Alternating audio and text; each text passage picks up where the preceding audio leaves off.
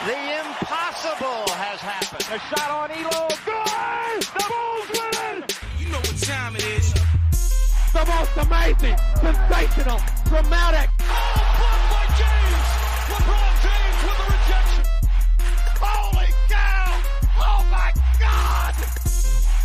I don't believe it. It just continues. My, oh my. You believe in miracles? Do you know what time it is? I wake up in the morning, I piss excellence.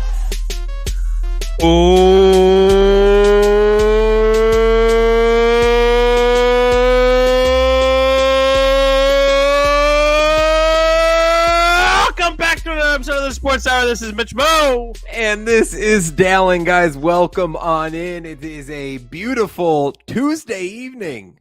Mitch, we are live on the YouTube, on X, formerly Twitter, for episode 185 of the Sports Hour. So good to be here with you. If you are tuning in live tonight with us, we appreciate you stopping by. Let us know in the comments that you're listening. We want to hear from you tonight as we have many things to discuss. If you are listening on your podcast feed, thanks for throwing us on. Good to be here. Jam-packed episode tonight, Mitch, with the conclusion of the regular season for college football. The playoff committee announced the 4 teams that will participate in the college football playoff. We have bowl season. The settings have been, the matchups have been set, where we'll get into some of those, and more NFL with another good week of the NFL season. I mean, we got a lot of stuff to talk about today. I'm excited. We got a ton to talk about, man. There's so much good stuff down the pipe. I know we got a little bit of news, talk about NBA in-season tournament stuff, all the football that you just mentioned. But yeah, I'm just in a good spot right now, Dallen. I'm in a good spot because I'll tell you what, I'm a spoken for man now. I'm engaged. There we How go. about it? Yeah. Congratulations. So yeah, we're me and the girlfriend so now she's not even my girlfriend anymore. My fiance are taking the next step together, the big leap. So it's been a very exciting week for us over here in our household, and so lots of exciting stuff happening for us. But of course, Dallen, as always, I love to get on here with you and just talk sports. It's a fun time for us to get together, and it's been a really exciting time over here in the Mitch-Mo household, if you will. Absolutely. You know, we are the Sports Hour guys, but we have our Sports Hour gals, if you may call them, you know. The ones that put up with us, yeah. The ones that hear us scream every week into our microphones. We're so excited for you, Mitch. Kenzie's great. You guys make a great pair. Excited to be. Hey, listen, I love weddings. It's been a minute since I've been to a wedding, so you know it'll be a good time. I'm ready. You know you'll be at one of the bigger parts of that. Yeah, so you know, we'll have some good times. But I love that. I'm glad you mentioned that because we're obviously that's big news. Big news for you. We're super excited. So yeah, exactly. I mean, yeah, it's big news over here in the Dodd Jones household. So love it. So love it. Yes, sir. But hey, we got some sports to talk about. Enough about me and that old sappy stuff. We got to get into some sports now, and let's get into the NBA. Let's get into a little bit of news here. Yep. Really our only little bit of news, but pretty significant stuff because it is NBA in-season tournament season. The first iteration of the in-season tournament, and it has delivered. It has delivered the excitement, kind of the allure that we hope it would to keeping people interested in basketball mid-season. And we got some underdogs that are advancing into the semifinals.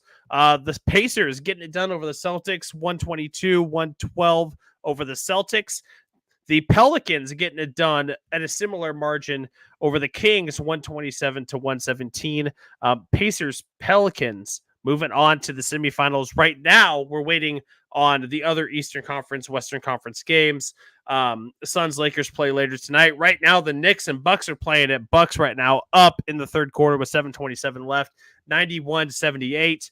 Dallen, as our resident NBA guy, I really just want your reaction to how you felt that this in-season tournament has gone. Has it provided the excitement, the entertainment that you've wanted it to?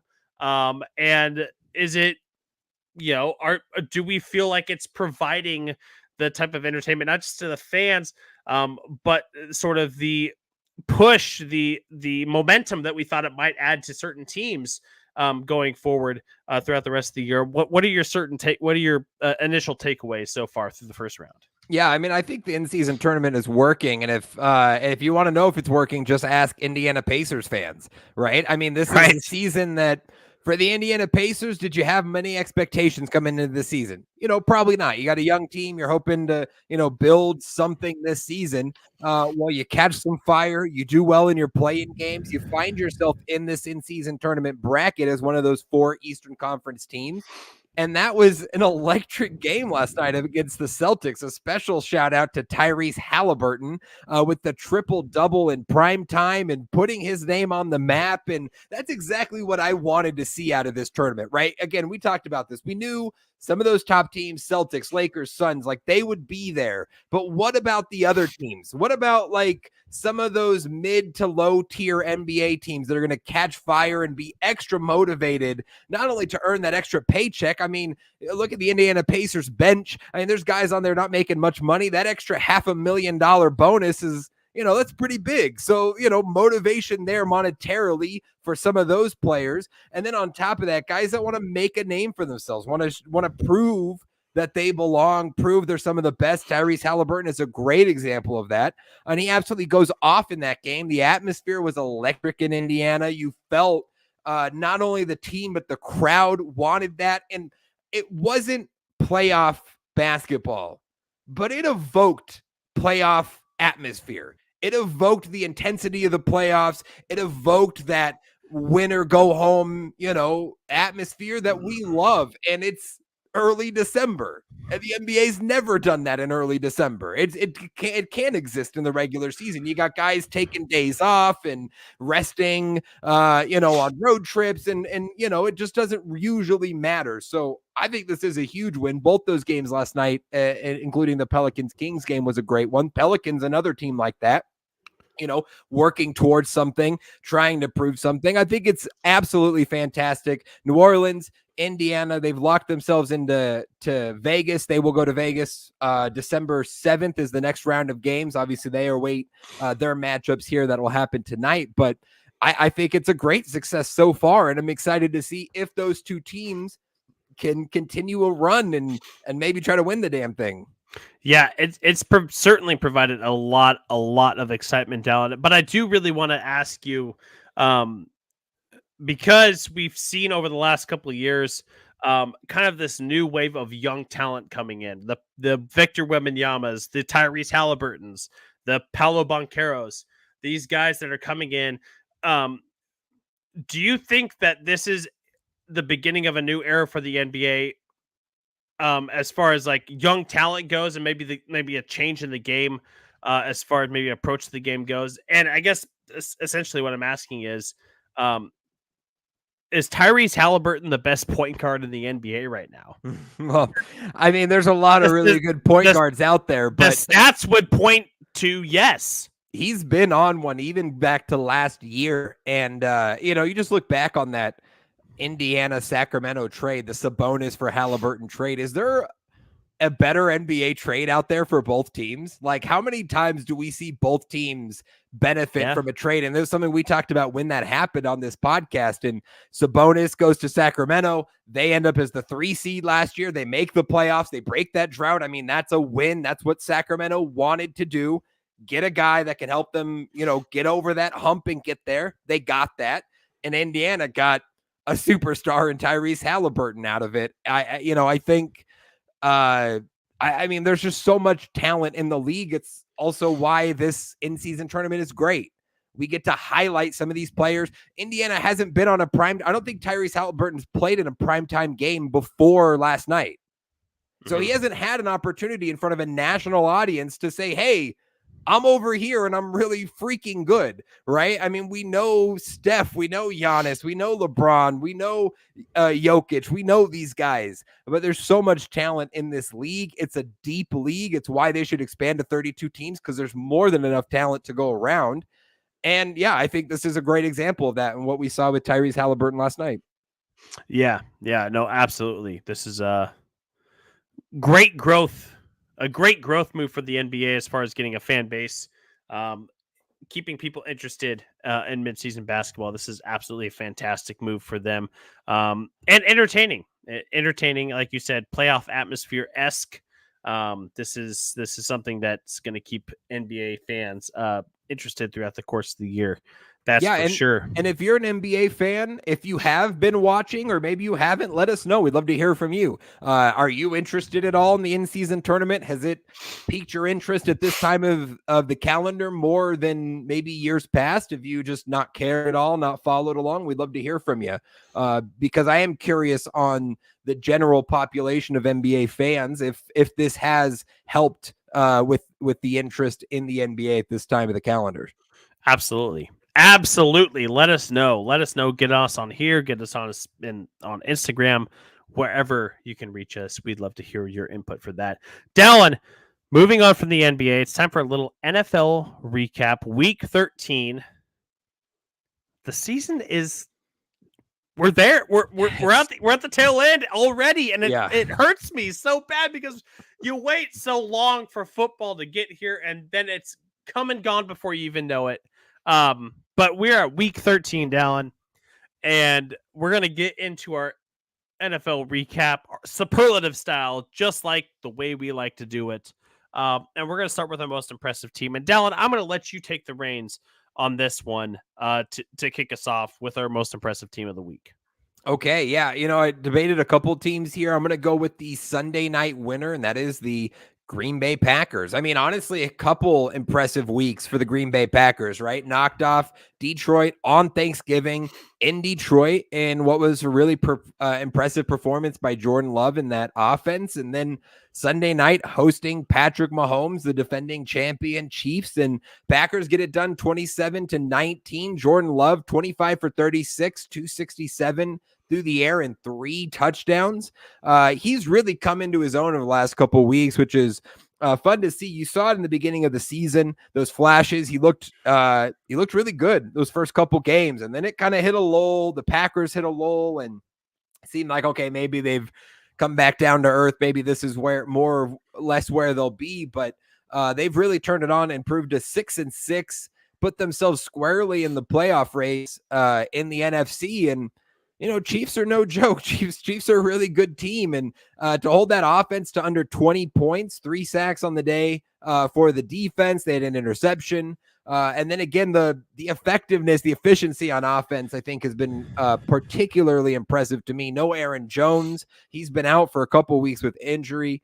And it hasn't really slowed down this offense at all. I'm liking what I'm seeing from the Packers. And right now, I feel like I'd pencil them in for a playoff spot. They seem destined to snag one of those wild card spots.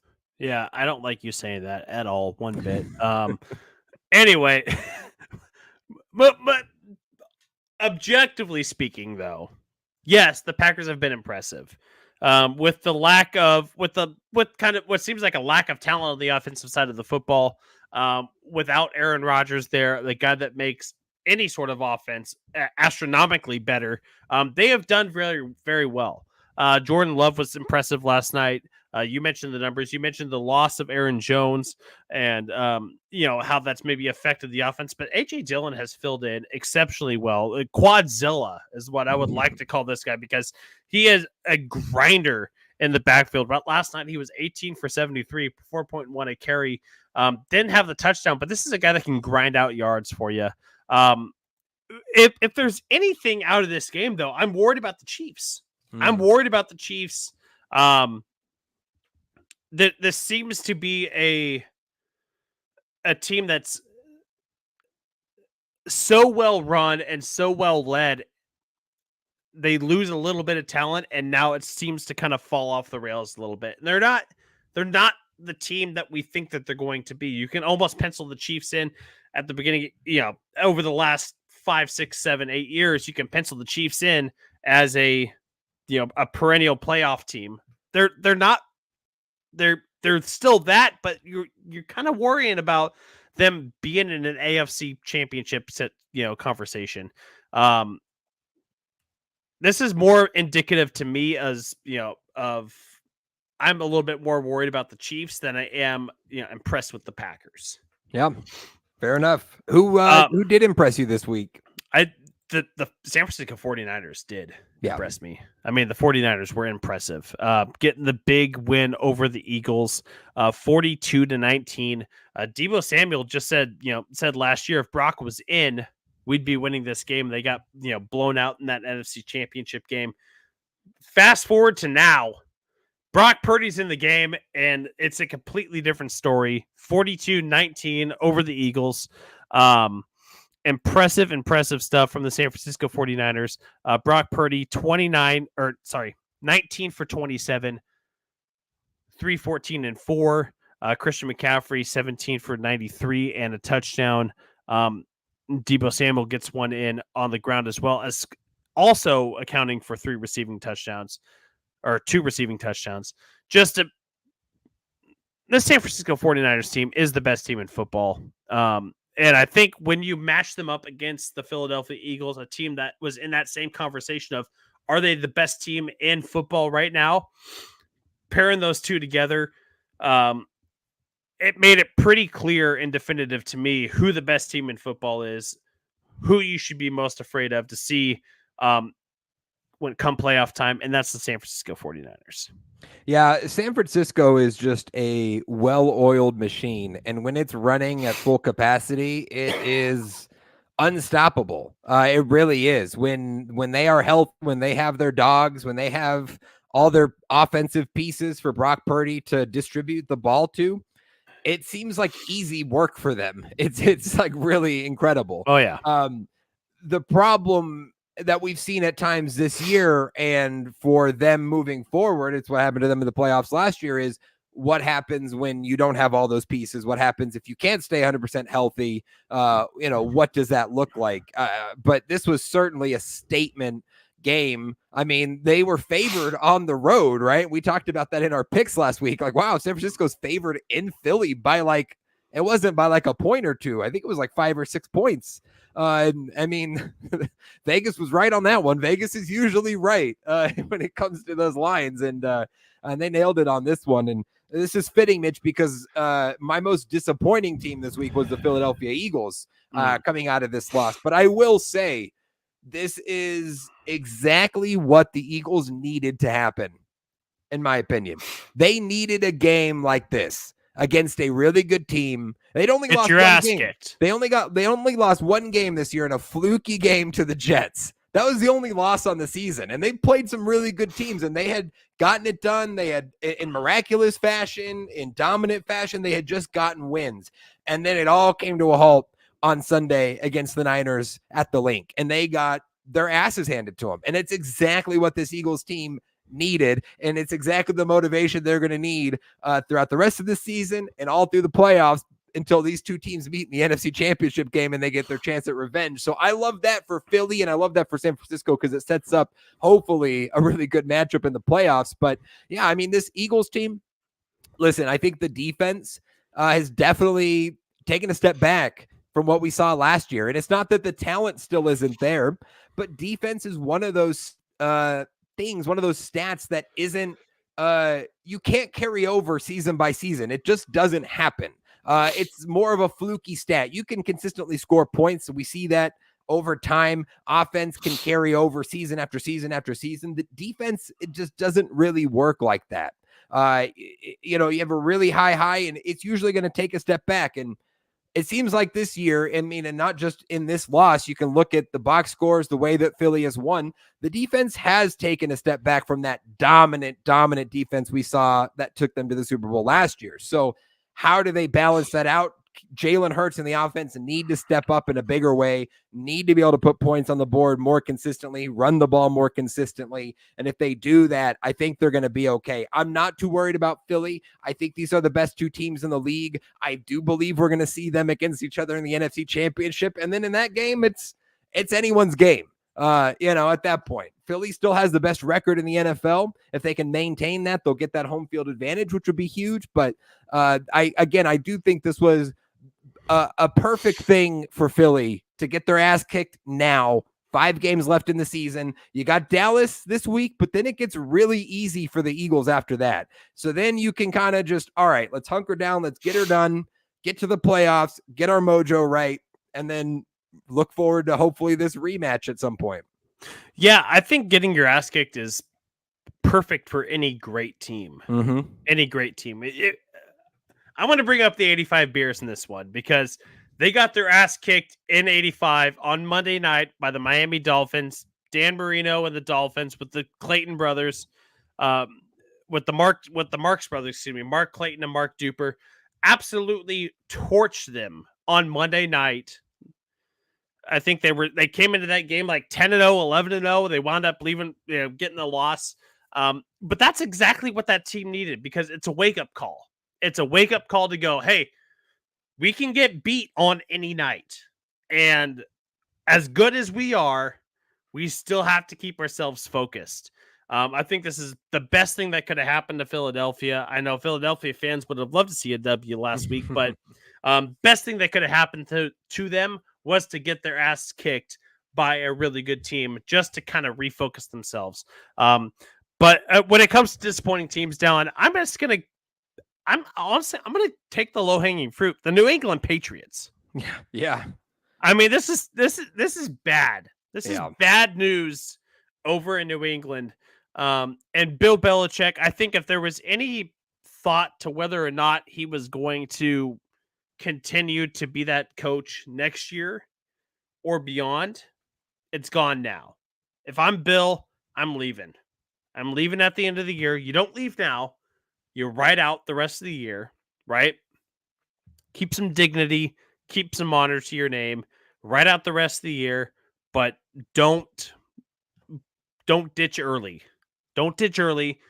But things are bad in New England. This is really, really bad. I mean, we talked about garbage game of the week being the Carolina game, and God, that was miles better than what this game was. I mean, that was at least an game. Interesting game.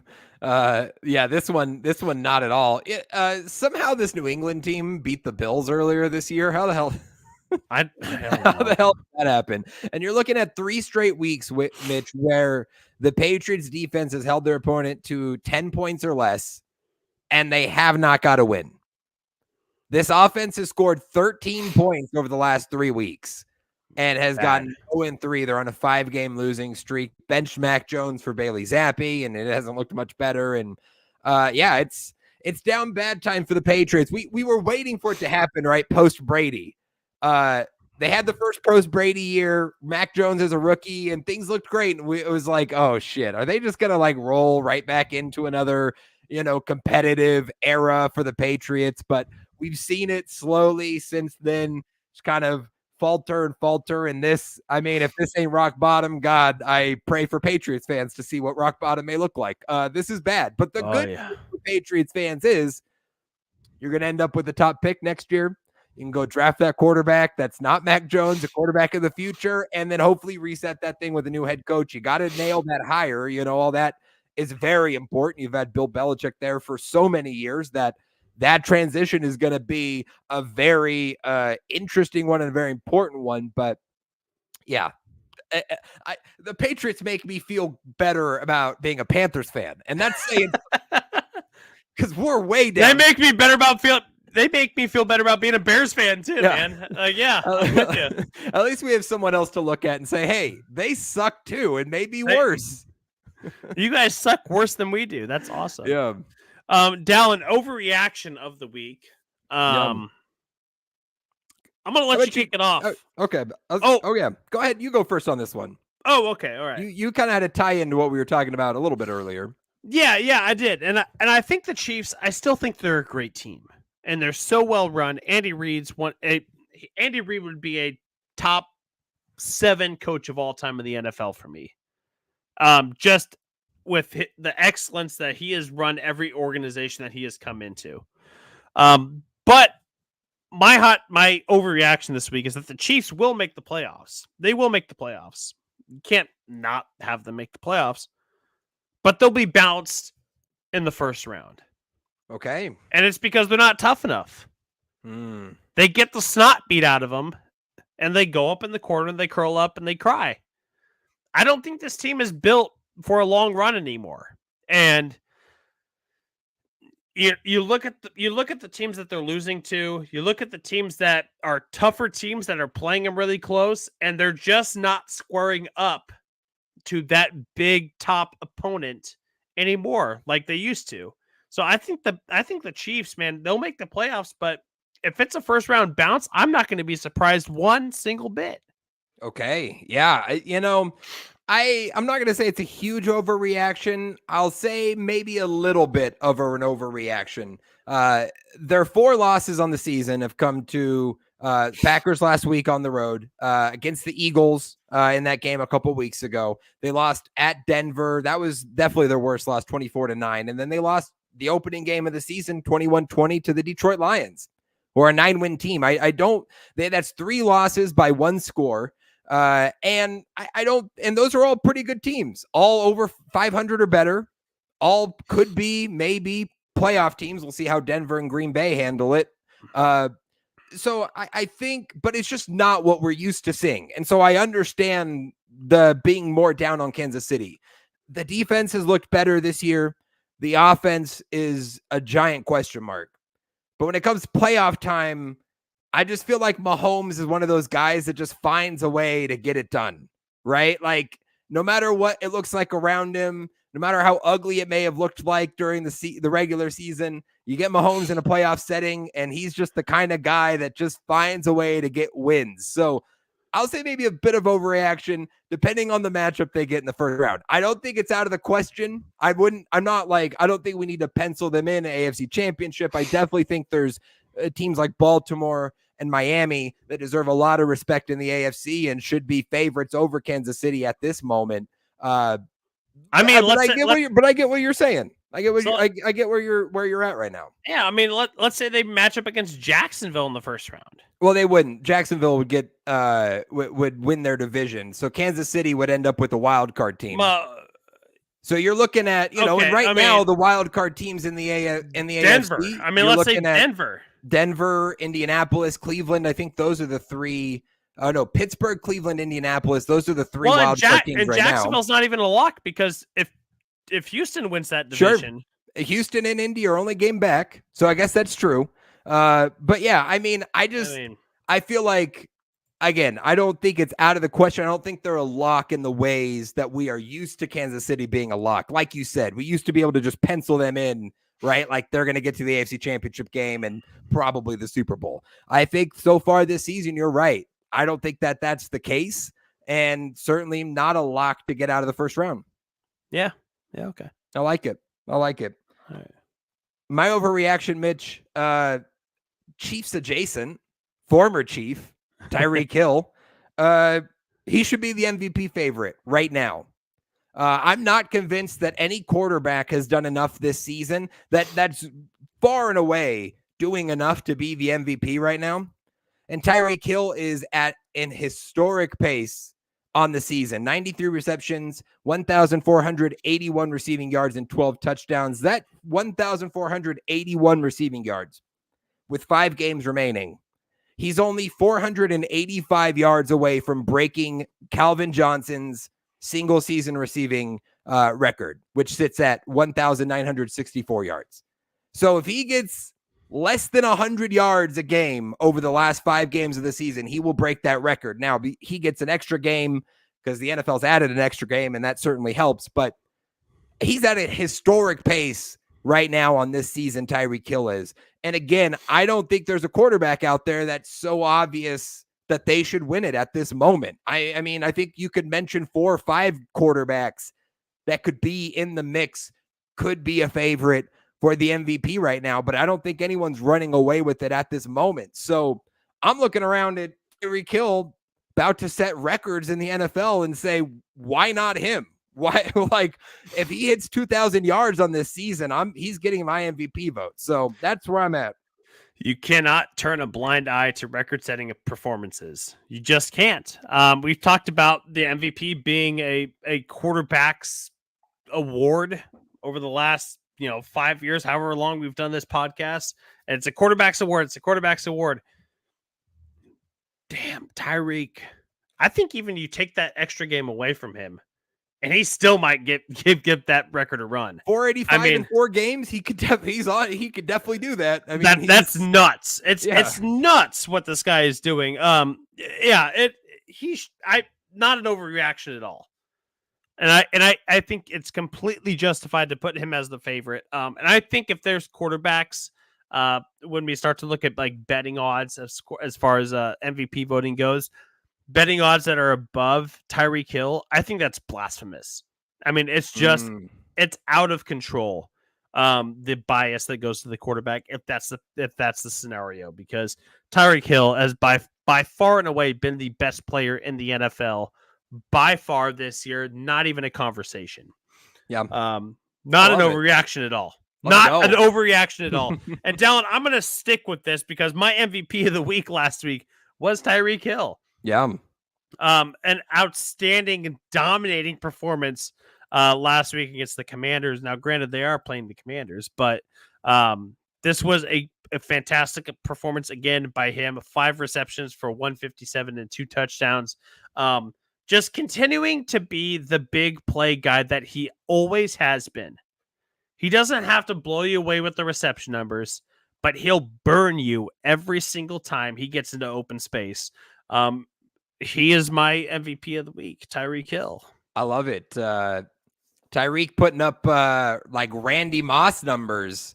You see that graphic where he had 3 catches for like 130 yards and 3 touchdowns. It was 3 for 163 and 3 on Thanksgiving. Yes. So, I was seeing Tyreek on Sunday and I'm like, damn, those are some Randy Moss numbers there. You love to see it. Yeah. I mean, absolutely shredded the Manders. So obviously I love that pick for you. My MVP this week, going to a backup quarterback who balled out and gutted his team to a win on Monday Night Football. The Husky legend, Washington's in the playoff in the college football world, and Jake Browning helping the Cincinnati Bengals to a win on Monday Night Football, 34-31 in overtime. And man, he was dealing. He was dicing. 32 for 37, only 5 incompletions in the game, 354 yards and a touchdown. And again, more importantly, leading this Cincinnati Bengals team to a win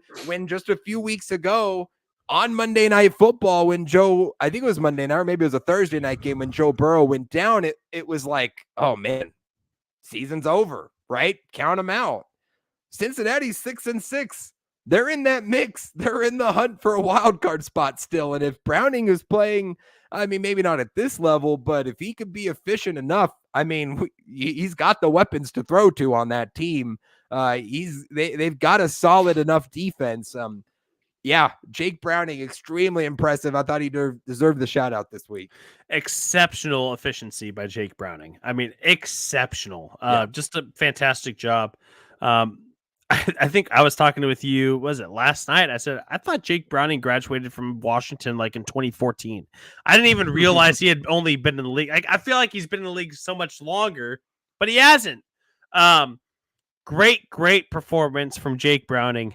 And it gives Bengals fans some hope. Like, hey, we're still in this thing. We're not dead yet.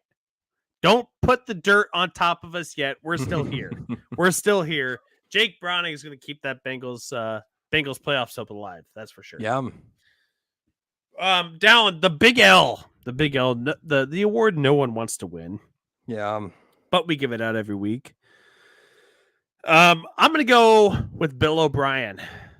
Bill O'Brien, the offensive coordinator of the New England Patriots, former Alabama Crimson Tide offensive coordinator. And I love to see Bill O'Brien fail. I'm sorry. There is just like you just said former Crimson Tide, and then you said I like to see him fail. I'm shocked. Because when our offense was at our worst, which was last year, Bill O'Brien was what? The offensive coordinator of the Alabama Crimson Tide. So I really don't care for Bill O'Brien. I think he lucked his way into all those playoff appearances with the Houston Texans all those years ago. I don't agree with his philosophy. I think he's doing a terrible job in New England, and I am more than happy to give him the big L here because, quite honestly, fuck you, Bill O'Brien. Sorry. Listen, when you scored 13 points in 3 weeks, including getting shut out at home for the second time this season, I mean, that's a big L to me. He seems like you'd call him a Nepo baby, right? That's like the phrase. He's not a Nepo baby, but somehow it's like he must have dirt on all these people. How does he keep getting prominent jobs? It's amazing. It's mind-boggling how he keeps getting these jobs. It's mind-boggling.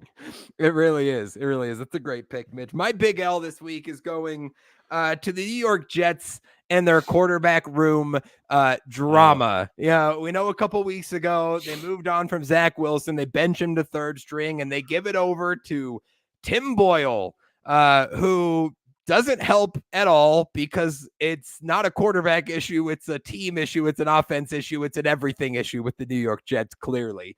Now this week, reports come out yesterday that the team is leaning towards returning to Wilson as the starter, but that reportedly he was reluctant to step back in. I'd be reluctant to step behind that offensive line too, after having played behind them this season and watched what they've continued to do. I would be thinking about my future and my health and saying, yeah, I don't really know if I want to go back out there in this fire, especially after you guys threw me under the bus for the season. Now they've released Tim Boyle. They signed Brett Rippon off of the Seahawks practice squad. You've got Trevor Siemian. You've got Brett Rippon. You've got Zach Wilson. Aaron Rodgers is not coming back to play. There's no way in hell he was ever going to come back to play behind that shitty offensive line with his injury that he's had this season. And this is an absolute mess. I've never seen anything like this, Mitch, in a quarterback room. I've never seen anything like this. It is absolutely insane what is happening in New York this season with these quarterbacks. I mean, if you play quarterback for the New York Jets, it's almost like, hey, could you possibly like throw a football for us this week?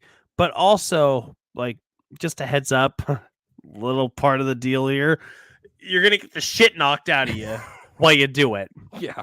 I mean, like, what are we doing in New York? I mean, they spent a shit ton of draft capital on and trades and free agency money on getting a good offensive line. It was supposed to be Mekhi Becton, Laken Tomlinson, Joe Tippmann, Xavier Newman, Max Mitchell. It was supposed to be Dwayne Brown. It was supposed to be rock solid. But no, it's like, hey, do you mind getting CTE in like the next 2 weeks? Because we got third string tackles. We need you to try to throw a football because there's no guarantees that you're actually going to get it to who you're throwing it to because you might be on your back in the second and a half. I mean, it's embarrassing. It's embarrassing what the Jets have at offensive line right now. It's awful. It makes you wonder, like, I know Rodgers is back for next year, and he came here with this staff in mind.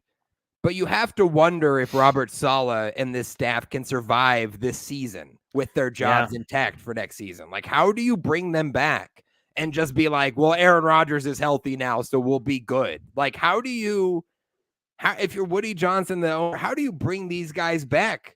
And how do, as players, you have confidence in this coaching staff moving forward? I mean, it is really like a fascinating situation in New York, and one I'm very curious to watch this offseason. That's for sure. Oh, yeah, absolutely. There you go. Week 13 NFL recap. Love it. We got a jam-packed second half of the podcast. We're actually going to take a quick break and hit our mid-roll. And on the other side, we'll get into the campus tour, react to the college football playoff rankings, the New Year's Six Bowls.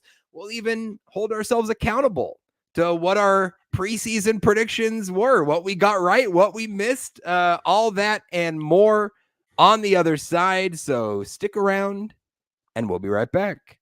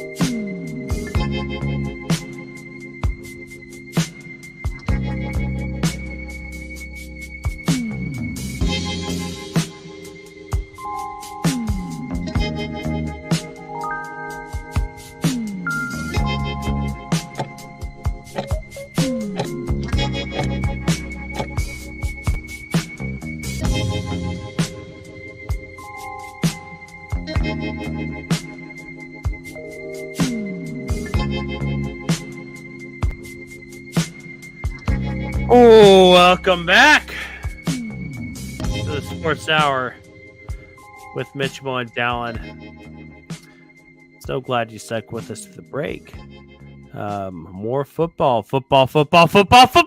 More football here on the back half of the show. And Dallen, we're actually going to kick it off with not football. We're going to kick it off with a little hockey. So You tease. I tease. But really, hockey is like the Canadian brother of football.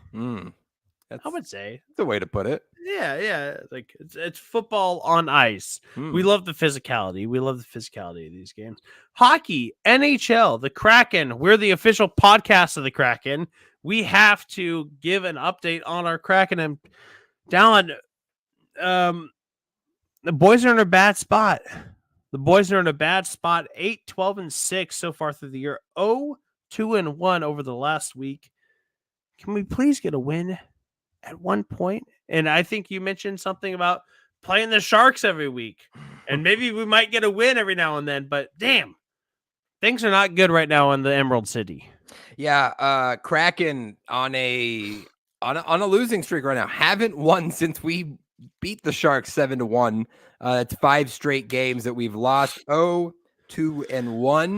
in the last week since we've recorded. Again, as you said, 8, 12, and 6 on the season. And yeah, I mean, we're just in a tough stretch right now. And I think one of the most frustrating things is this team can't keep a lead. We'll get ahead early. We'll get ahead in the first period, the second period. We'll go into that third period like 3-1. And it'll be like, yes, here we go. Finally, just hold on for these last 20 minutes.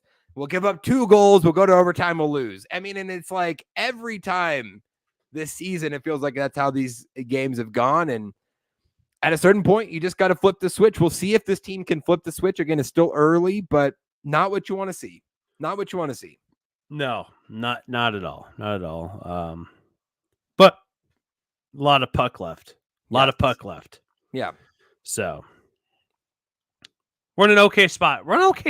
Yeah. We're not dead yet. Yes. We still have a hope.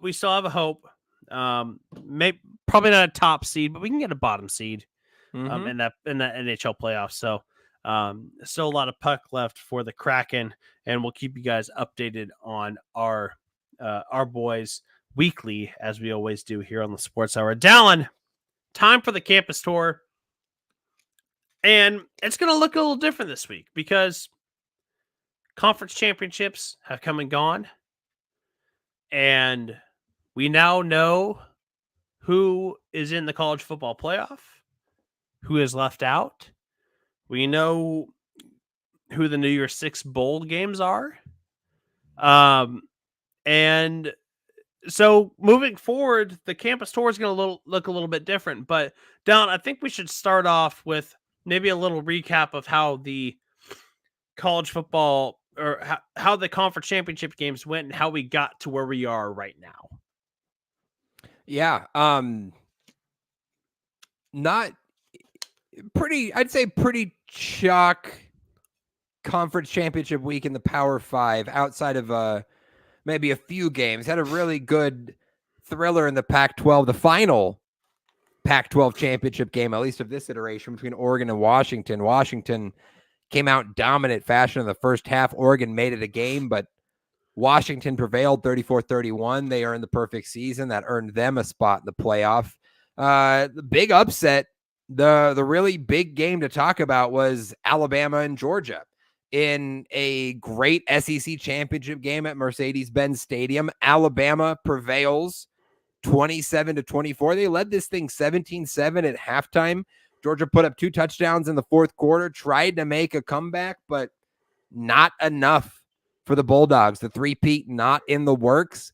Alabama got the win and really put the pressure on the playoff committee heading into Sunday, right? As you had now a 12-1 SEC champion in Alabama, a 12-1 Georgia team that didn't win the SEC championship game, and a 12-1 Texas team that dominated Oklahoma State in their Big 12 championship game. Oh, and by the way, Florida State with a third-string quarterback defeating Louisville 16-6 in an ugly game, but a defense that really showed out for Florida State.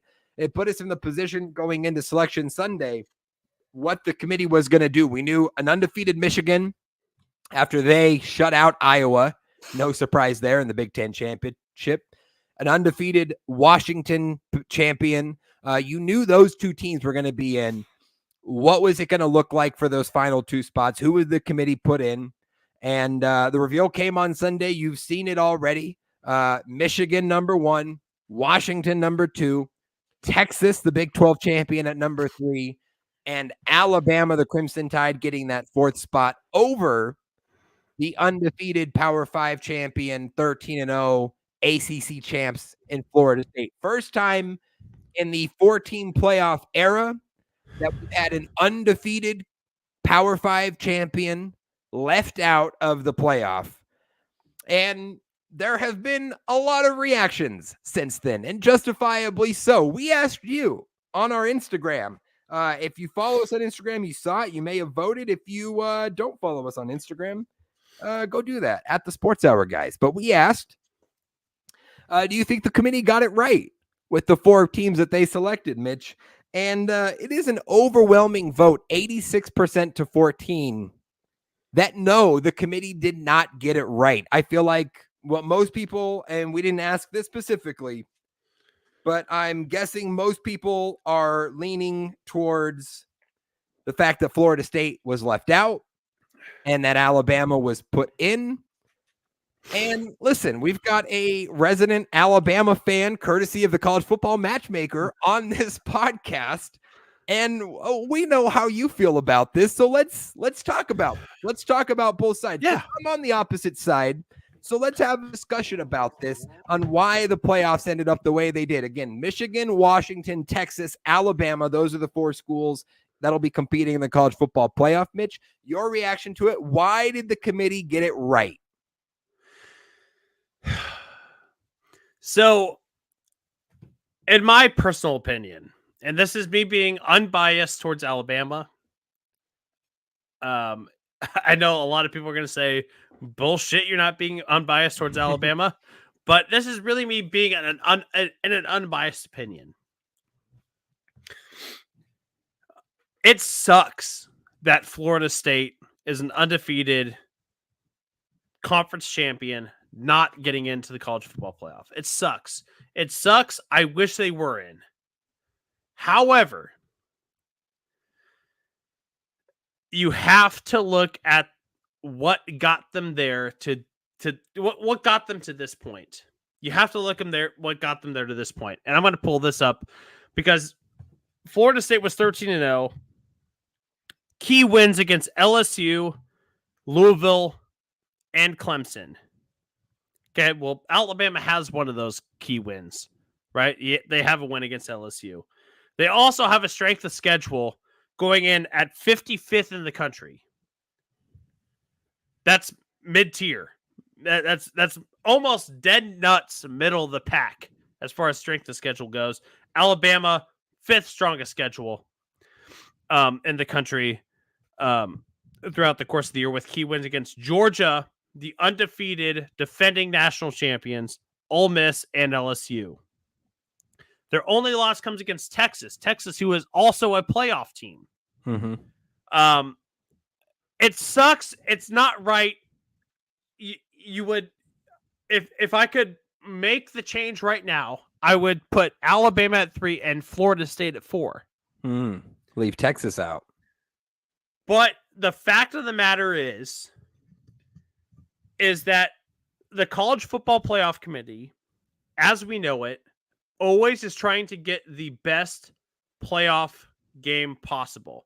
This Florida State team that started 11-0 with Jordan Travis is not the same team that it was when they started 11-0. This is a 2-0, in my mind, 2-0 Florida State team without Jordan Travis. Alabama has stayed consistent and has fought their way up to put themselves in this conversation. Now, it's hard to argue for anyone. But someone was going to get screwed in this situation. Yeah. Someone was getting left out. Someone was getting left out, and unfortunately, it's Florida State. But I think the College Football Playoff Committee made the right decision in putting Alabama in because they have the more impressive wins. They are the more complete team. Florida State, without Jordan Travis, is not the same team that started 11-0.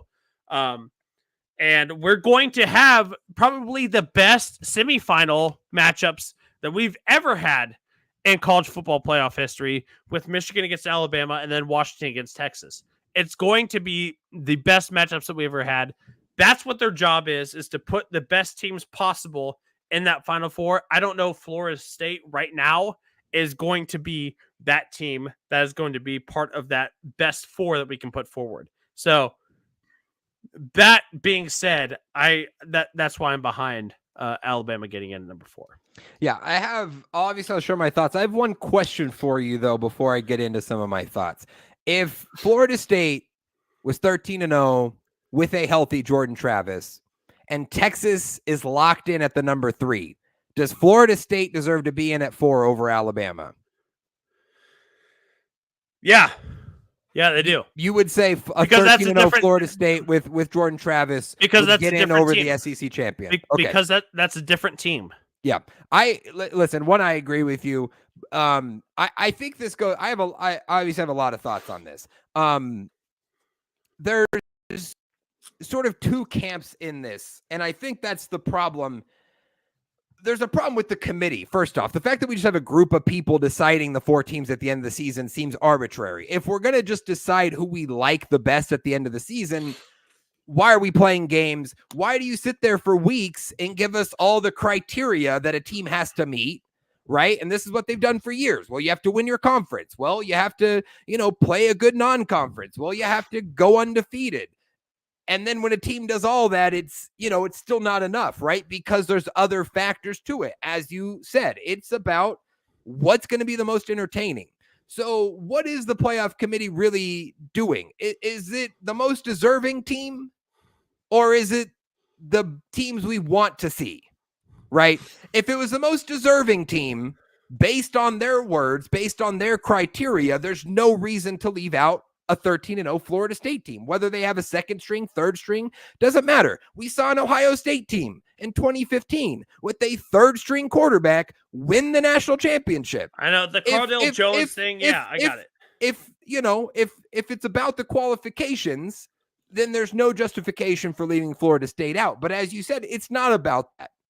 It's about what creates the best TV. And I think that's like where I think college football fans realized on Sunday and felt so icky about it. It makes you feel like, well, then why are we doing this? Why are we telling teams to go schedule great non-conference games like Florida State did with LSU? A really good LSU team. They dominated that game, right? And it doesn't help them out. Does it incentivize teams to hide injury news, right? Why would you disclose that your quarterback? Why would you not, if you're Florida State 2 weeks ago, why would you not say, oh, Jordan Travis may be back for the playoff? Why would you not? Would that help their case? Would it help incentivize the committee to maybe put them in if there's a chance that Jordan Travis plays? I mean, again, it opens up this whole thing. And I'm not one to argue that Alabama didn't deserve to get in. Again, like you said, somebody was getting left out.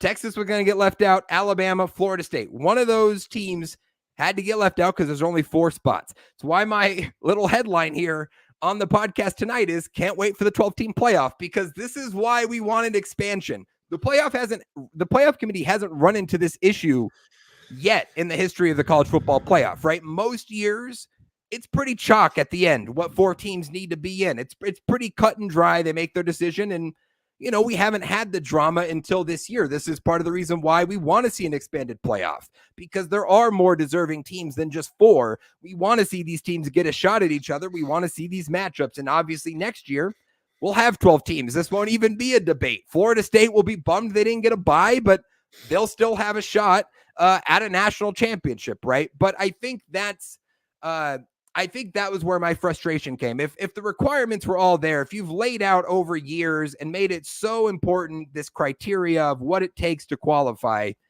and then dismiss that because of an injury, frankly, I mean, like we said, it's what it comes down to. If Jordan Travis is healthy, they should be in the playoff. I don't actually believe that the playoff committee would have put a 13-0 Florida State team with Jordan Travis over the SEC. I don't believe that. I don't believe the committee would ever leave out the SEC in the 14 playoff. I do not think they would do it. Even if it made sense to do it, I don't think they would do it. They would put them in and they'd justify it. And they'd be, probably right to justify it in some ways because of the way the SEC controls college football. But that in and of itself is an inherent flaw. And again, it just makes I'm very bummed for Florida State. Bummed for their players, bummed for everybody else outside of the Power 2, right? That looks at this and says, yeah, this is what happens in a 14 playoff. But it makes me very grateful that we're expanding to 12 next year, where this won't matter as much, where we will get the best teams in the playoff and people will have a shot at the national championship. Got to go win the games, but you'll have that opportunity and we won't have to do this again next year. Yeah, I mean, it's a bummer. It's a bummer. But I honestly think that they made the right decision, because when it comes to putting the best team, I don't think Florida State without Jordan Travis is one of the top 4 best teams in the country. I really don't. Yeah, and I think they got that right with the selection. So, is there an argument that Georgia is one of the top 4 teams in the country though? They were 12-0 and ranked number 1 by this committee until they lost to Alabama. And now all of a sudden they're the 6th best team in the country because of 1 loss, right? Like if we're talking about best teams in the country, right? On that criteria, putting the 4 best teams in there, wouldn't Georgia have a case? No, because I think you take Carson Beck out of the situation, Georgia's not even close to the one. Well, why would you take him out of the conversation? He's their quarterback. We're talking about we're talking about if we're going to make the scenario the same. Well, we're not. I'm saying that he's healthy. It doesn't. We don't need to make him unhealthy. He's healthy.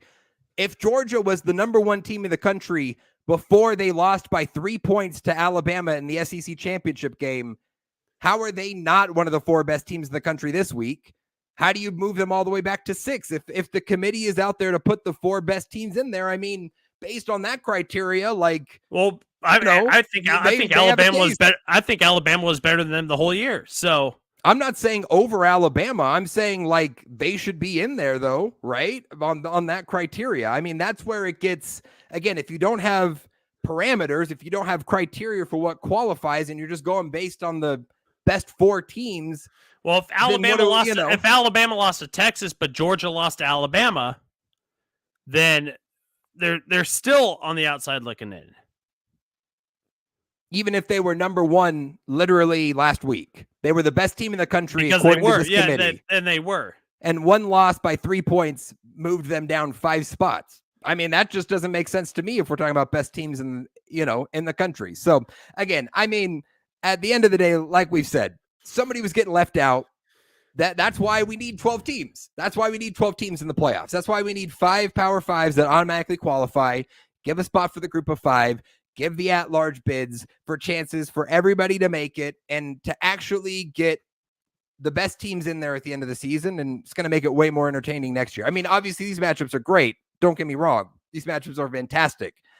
But it's just going to, that 12-team playoff, this was another reminder to me of why this was needed years ago, and I'm glad we're finally getting it next season. Yeah, no, absolutely.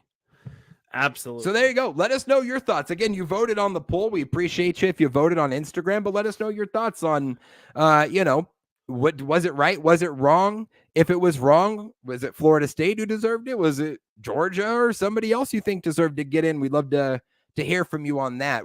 Mitch, let's talk about the New Year's 6 matchups, though, because obviously part of the New Year's 6 bowls are these semifinal games, Michigan and Alabama at the Rose Bowl on January 1st, and then Texas and Washington in the Sugar Bowl on the 1st of January as well. But the 4 other matchups in the New Year's 6, we've got the Cotton Bowl, number 7 Ohio State versus number 9 Missouri. That'll be on Friday, December 29th. We have the Peach Bowl between number 10 Penn State, number 11 Ole Miss. That'll take place on December 30th. Also on that day, this one, I think, and we'll get your thoughts on the matchups you like most. This one's definitely the game of these matchups. Number 5 Florida State, number 6 Georgia in the Orange Bowl on the 30th. And then on January 1st, we have the Fiesta Bowl between number 8 Oregon and the group of 5 representative, number 23, the undefeated Flames of Liberty. What are your thoughts on those matchups? Which one are you most excited for? I'm gonna be completely honest. I love that Liberty matchup. I love that Liberty matchup. I think that they have a serious shot to shock the world. With a big upset in that matchup. I'm gonna let you take this over here because I got to pull some stuff up. But Liberty is just such a well-rounded, well put together team that I think is going to be really, really tough to upset, or not even upset. Team that, Liberty for me. Yeah. I think the Liberty Oregon one is, Liberty is such a tough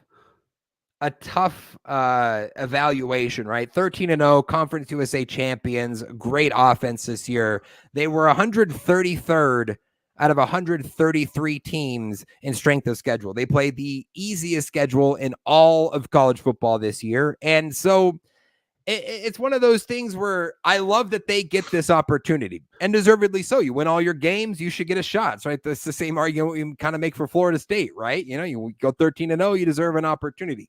Glad they get the opportunity in this one, but I don't know how they're going to compete against a team like Oregon, no matter who they faced of those Power 5 teams. I think is going to be a tough draw, but that's why we like these matchups. That's why the group of 5 gets an automatic bid. They'll get an automatic bid in the 12-team playoff. They get in this spot, and a chance to shock the world. Obviously I mentioned Florida State, Georgia. I think that's a really great matchup, but Ohio State, Missouri, one of those surprise teams, ends up number 9 in the country at the end of the season. They get a shot at Ohio State. I mean, Missouri looking for some legitimacy. If they knock off Ohio State in this bowl game, I think that goes a long way for Eli Drinkwitz and that Missouri team.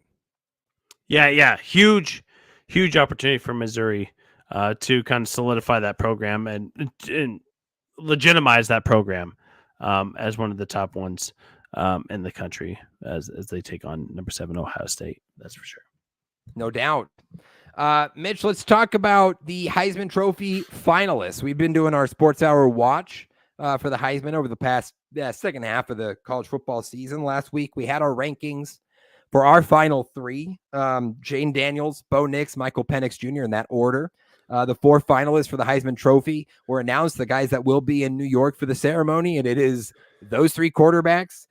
Daniels of LSU, Nix of Oregon, Penix of Washington, alongside Marvin Harrison Jr. of Ohio State, the wide receiver. Who I think you mentioned last week as one of those next guys in that mix. He's the one who gets that spot. No real surprises there. I mean, it's pretty chalk as far as the finalists goes. We kind of felt like it was a 3-team race. We won't make our Heisman picks yet because we have a couple weeks for the ceremony. But I guess if you want to share, is there, after the way that the Pac-12 championship game went between Nix and Penix, we had Daniels at the top. Has that changed at all? Do you feel like you're leaning one way or the other? What do you make of these finalists? I'm leaning Penix. Here. Okay. Yeah. Just getting it done. I said this last week. The winner of the Pac-12 championship game will probably be, in my mind, the winner of the Heisman Trophy. And Michael Penix has just continued to show excellence week in and week out. And for him to be a conference champion with the numbers that he had, I think that Penix is clearly, in my mind, the Heisman favorite going into this week. Yeah, I'm very fascinated to see how the voters selected on this award, because I think any 3 of those quarterbacks are more than deserving of the Heisman, and I wouldn't be surprised if I'd be surprised if Marvin Harrison Jr. won it, but I would not be surprised if any of those 3 quarterbacks won it. So I'm very curious. I have no idea who will actually win it. I'm still undecided myself on who I think should get it, but I am very excited to see how that plays out. We'll be talking a little Heisman here in a second. We'll do some fun Heisman stuff a little bit later. That'll be that's right. That'll be good. But that's right, Mitch. Before we, as we wrap up, get towards the end of this campus tour, we do have to update on the segment that we've done all year. Our games to watch this week. We had our final week on conference championship weekend. You heard it last week. We picked all 10 conference championship games on the Power 5 and Group of 5 levels. We incorporated the super lock, where you get 5 points for a hit, -3 if you miss it. We had our lock. We had our straight up picks. Mitch, you were down, 8 points? I'm sorry, 6 points. It was 44-38 heading in the last week. And with those locks and super locks and 10 picks, it was wide open. And a valiant effort was made in the comeback. Mitch had 6 points in our picks last week. I had 1, and I squeak out a season victory in the games to watch. 45 points for me, 44 points for Mitch. You had me sweating there, I'm not going to lie. I was watching those games on Saturday being like, am I going to blow this lead? I had a huge lead with like 3 weeks left, and you just cut away, and you kicked my ass this week in picks, but the margin I had was enough to hang on. You know, it's funny how we go through this entire season and it all comes down to 1 point. All comes down to 1 point. Dallen, well done. You get the dub here this year. Great picks. Just too little too late, I guess, from the camp on the Mitch-Mo side stuff. So that is how it goes. It's a tough one. That's why I loved us last week, where we did 10 games of super locks, because even with that deficit, it's anyone's game. You had the chance. It was there for you. It was there for either of us to win it. And I'm glad that after a full season of picking, it came down to like a single point. That's pretty wild. good. That's pretty Wow. good. That's so wild. That's so wild. It kills me. It kills me that we fell that short. But darn it, next year, I guess, man. next year we got a shot. Yup. Yes.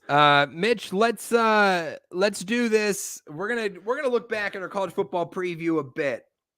We want to hold ourselves accountable. You take some praise for what we did right, but then also, hold ourselves accountable for maybe, what we didn't do so well. So we did our college football preview before the season. We had superlatives. We had picks for every conference. So we'll go through these here and evaluate how we did this season. How does that sound? That sounds good. Sounds good. All righty. Let's start in the SEC, Mitch. And the SEC best team. We each picked our best team. No surprise, two teams at the top, Alabama, Georgia. You picked Alabama. I picked Georgia. Those are the two teams in the SEC championship game. And, well done to you. Alabama was the champion. So you stuck with your Crimson Tide despite the back-to-back titles from the Dogs and paid off for you. Yeah, had to stick with my Tide. Had to stick with them. Love it. Dark Horse Conference champion. This one not so hot for us. You had Mississippi State in this one. I had South Carolina. Both those teams went 5-7 on the season, finished second to last in their respective divisions. The real pick for this would have been Missouri. That was like the correct pick, right? Who finished number 9, 10-2. Ole Miss was also 10-2 in a New Year's Six team, but maybe more expected. Missouri really came out of nowhere, it feels like, this year with their season. So certainly the Tigers would have been the pick there. So not so good on that one. Overachieving team, you had Kentucky.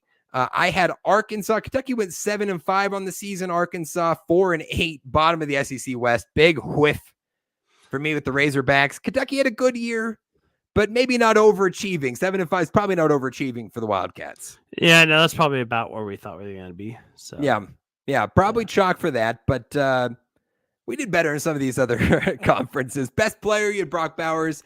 I had Rocket Sanders, the running back, Raheem Sanders out of Arkansas. He was injured for much of this season, didn't do much. Brock Bowers is that guy. So Jaden Daniels would have been the right pick for this one, as it turns out. But Brock Bowers, a very good pick. Speaking of quarterbacks, sleeper quarterback, you had Will Rogers from Mississippi State. I had Devin Leary from Kentucky. Leary, not good. After transferring from NC State, I expected a lot more out of him. Rogers had a really solid year, but not a spectacular year for Mississippi State. Now he's in the transfer portal. We'll see where he ends up next year. Yeah. I don't know if he winds up in another SEC school, but this guy's got a ton of talent, and I think he's gonna, wherever he lands, he's gonna find a good home there to round out a senior season and get himself some good draft capital. That's for sure. Oh, yeah. Most disrespected, you had Mississippi State. I had Will Rogers in the Mississippi State offense again. Not the best pick for us there, but No. You win some, you lose some. Mitch, Big Ten did well in this one. Our best team, we both picked the Michigan Wolverines to win the Big Ten, and sure enough, 13-0 Michigan, despite being investigated by the FBI and having their head coach kicked out for a few games. Michigan got it done. They're the number 1 seed in the playoff and probably the favorite to win it all. Yeah. I think the favorite. I think by far the favorite. So yeah. Dark Horse Conference champion. We both picked Wisconsin with Luke Fickell coming to the Badgers. Revitalize this team, and they went 7-5 this year, finished third in the Big Ten West. Not a great year for Wisconsin, probably disappointing based on our expectations. Certainly not a Dark Horse Conference champ. Iowa probably would have been the pick there out of the Big Ten West with 10 wins and getting to that championship game and then getting shut out by Michigan in embarrassing fashion. So Iowa would have been a fantastic pick, just purely based on the defense alone. I mean, yeah, a fantastic pick. But seriously, overachieving team, you had Minnesota. I had Maryland. Minnesota finished 5-7 last in the Big Ten West. Maryland finished 7-5 behind Michigan, Ohio State, Penn State. not great picks for us there. That was a tough, but not a lot of, I wouldn't say there was a real overachieving team, maybe other than Iowa this year in the Big Ten. It was pretty chalk this year in the Big Ten conference across the board. Oh yeah, absolutely. Yeah. Best player, I had Olu. You had Olu Fashanu, the Penn State tackle. Another great year for him. He should be a top 10 draft pick in this year's draft. I had Marvin Harrison Jr. He's a Heisman finalist. I'll count that as a win. Yeah, like big dub for you, buddy. Sleeper quarterback, Tanner Mordecai was your pick, the Wisconsin quarterback, the transfer from SMU. I had Hudson Card, the Texas transfer who joined Purdue, the Boilermakers. Neither of those guys had a very good year. Mordecai was kind of a disappointment. I mean, we were in on Wisconsin. In fact, I think you had Luke Fickell as your most disrespected. We were both kind of in on Wisconsin being a surprise team in the Big Ten in year one, and it was good, but not great. We'll see maybe what they can pull off next year. Yeah, lots of program building that needs to be done, but they're pointed in the right direction for Wisconsin. So keep an eye out for the Badgers. That's for sure. Yeah, and then I had Mitch had Luke Fickell most disrespected. I had Big Ten West Division most disrespected. They deserved the disrespect. None of those teams very impressive this year. ACC, Mitch. Best team in this conference. I had Florida State. Nailed that one. You had North Carolina. The Tar Heels with Drake May, and disappointing year for North Carolina. 8-4, unranked at the end of the season. Not quite what we expected out of the Tar Heels. No, not what we expected at all. But I still think that Drake May is going to hold that draft capital pretty well, and I think that he's going to transition really well into an NFL quarterback. So, not a total loss for North Carolina, but definitely not the season that they anticipated happening. Yeah, no doubt. Dark Horse Conference champion. You had the Miami Hurricanes. Oh, that was bad. I had NC State. NC State ended up ranked 9-3, third in the ACC.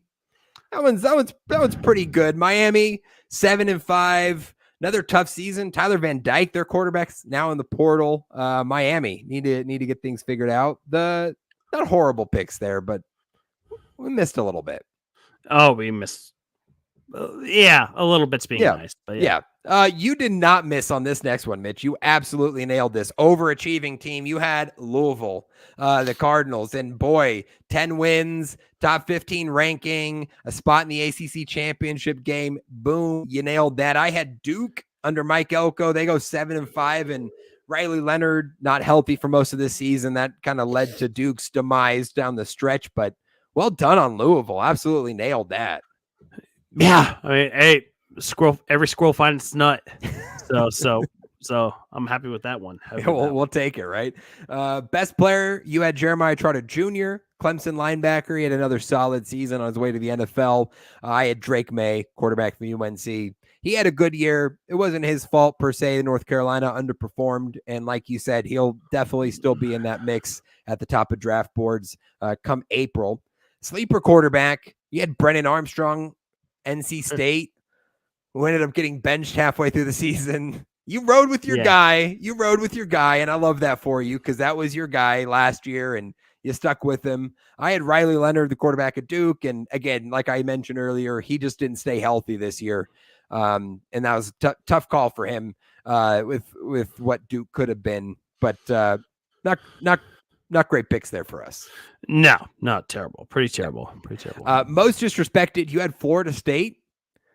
Seems very fitting now that we know what happened in the college football playoff, calling them the most disrespected. I like that. And I had Jeff Brom, Louisville head coach. So, yeah, I like those ones. Mitch, Big 12 conference, and you were in on Texas. I got to give you credit there. I was not. I said that I would wait to agree that Texas is back until I saw it. We've seen it. They're back. It's official. Good for them. You had them as your best team heading into the season. I had Kansas State, who ended up top 25, but 8-4, fifth in the Big 12 conference. Not really competitive as far as a conference champion race this year for the Kansas State. But well done on Texas, man. You planted that flag, and you were right. Yeah, I'm curious to know, like, looking back on it now, when you picked Kansas State to be your favorite out of the Big 12, did you think they were going to be a playoff contender at that point, or No, I didn't think the Big 12 would have a playoff team. That was Okay. that was where I said I didn't think the Big 12 would have a playoff team. I thought like a 10-2, Kansas State team, maybe they're in the top 10, but not really contenders there. But Okay. you nailed it with Texas, our dark horse conference champion. We both had the Kansas Jayhawks, and I liked that pick, man. I still felt good about that. They went 8-4 on the season, but 5-4 in the Big 12, and were never really contenders in the Big 12. And Jalen Daniels again couldn't really stay healthy. Tough draw for Kansas, who still had a great season with 8 wins, but we'll see if they can really get to Big 12 conference championship game contender status. Right now, they're busting out really good seasons, and that's good for that program. They need to make that leap. Clearly not there yet. Overachieving team, though, Mitch. Well done on this one. You had Oklahoma, the Sooners, and they went 10-2, missed out on the conference championship game because of the loss to Oklahoma State, but right there, top 12 in the country. So well done on that. I had UCF. I thought the Knights would be the surprise team of the newcomers this year and really contend in this conference. They went 6-6, the only newcomer to make bowl eligibility, but certainly not overachieving. So well done on the Sooners. Oh, thanks, man. I mean, I don't think anyone saw the Sooners coming. I think that there was a lot of people that thought downhill for Oklahoma, but ride for them for one more year before they become a mid-tier team in the SEC. So before they're the Nebraska of the SEC, right? That's right. Yeah, I love it. Best player, you had the Xavier Worthy, wide receiver from Texas. I had Cooper Beebe, the guard from Kansas State. Still like those picks. I don't know who would be the best player in the Big 12. I think that's kind of up for debate, at the end of the season. I don't think there was maybe a clear-cut guy. Do you have a thought on that? Maybe Quinn Ewers. Yeah, I was thinking him. Maybe Dylan Gabriel. Gabriel had a great year. Devondre Sweat, the Texas lineman, he's honestly probably the best player in the conference. That was kind of a wide open award there. Sleeper quarterback, he had Donovan Smith, the Houston quarterback. I had John Reese Plumlee from UCF. Neither guy really had a spectacular season, and most disrespected. Again, we both picked Kansas, and 8-4. They were probably not expected to do that. So I'd say they were disrespected. Maybe not the most. That was definitely Oklahoma State. Nobody expected Oklahoma State to be in the Big 12 championship game coming into the season. So when we talk about best players in the Big 12, Ollie Gordon. Oh, absolutely. That's actually a really good point. Yeah, that's our guy. We have to give it to him, right? Absolutely. Last Power 5 conference, the Pac-12. Best team, you had the USC Trojans. Oh, terrible. Yeah, 7-5. That's a tough one. I had Washington. I was riding with the Huskies all year. They paid off for me, 13-0. Dark horse conference champion. You also, man, these LA teams really did you dirty, Mitch. You had UCLA as the dark horse conference champion. I had Oregon State. UCLA goes 7-5, 4-5 in conference. Oregon State 8-4. They were a ranked team. They were in that mix. I'd say the team that deserved this award, who we correctly identified as the overachieving team this year in the Pac-12, and that's Arizona, the Wildcats. Yes. So we didn't have them for Dark Horse Conference champion. They finished third in the conference, but we did have them for the overachieving team. And boy, did the Wildcats overachieve with that 9-3 record. I'm very excited to see what they do in the new Big 12 next year. They're riding some real momentum with that quarterback, Noah Fafita. And I think they might be my pick in the Big 12 conference next year. I'm very curious to see how Arizona plays. This was a great season for them. Great season. And what a job Noah Fafita did filling in. Absolutely fantastic. No doubt. Best player, you had Jacob Cowing, wide receiver for Arizona, and I had Caleb Williams, quarterback, USC. Both pretty good picks. I'd say Nix Penix, probably the top two guys in the conference at the end of this year. Both Heisman finalists. It seems fair. Almost seems silly that we didn't pick at least one of those guys. Yeah. Right? Yeah, maybe. Sleeper quarterback. You had Jaden Delora, quarterback from Arizona, who was replaced with Noah Fafita. You had the right quarterback room. You just didn't see the injury, which is Didn't fine. pick the right guy. Yeah. And I had Shedeur Sanders. I feel good about this one. I feel good about Shedeur because Shedeur had a fantastic season. And I think there was a lot of like, what do we expect coming from FCS to FBS? How good is he actually? And I mean, he proved it. Shedeur is legit. Shedeur may be the number one quarterback in the 2025 draft class if he does return to Colorado next year. And I expect him to be a Heisman finalist next season. So very excited to see what happens with Shedeur and that Colorado team. Although very disappointing end to their season based on the hype that they had early on. You had Colorado as your most disrespected team this year. I had Utah. You know, Colorado did end up at the bottom of the Pac-12 at 4-8 and 1-8 in conference play, but I do think they earned some respect. I do think to think they were the same 1-11 team was foolish. There's still clearly steps to grow this program. They didn't just jump into the portal and immediately become a contender, obviously. But I think they made good strides. I'd call this a successful season for Colorado. Would you? Oh yeah, absolutely. I think I drank the gold Kool-Aid a little bit too early. Yeah. But I think that they've made serious, significant steps in the right direction with this program, and I think Deion's definitely got them pointed the right way. The Buffs are they're on their way back. It's just going to take more than a year or two for them to be there. So you can't turn around a 1-11 team in a year. That's what we've learned in college football. So well, and kind of in a way he did.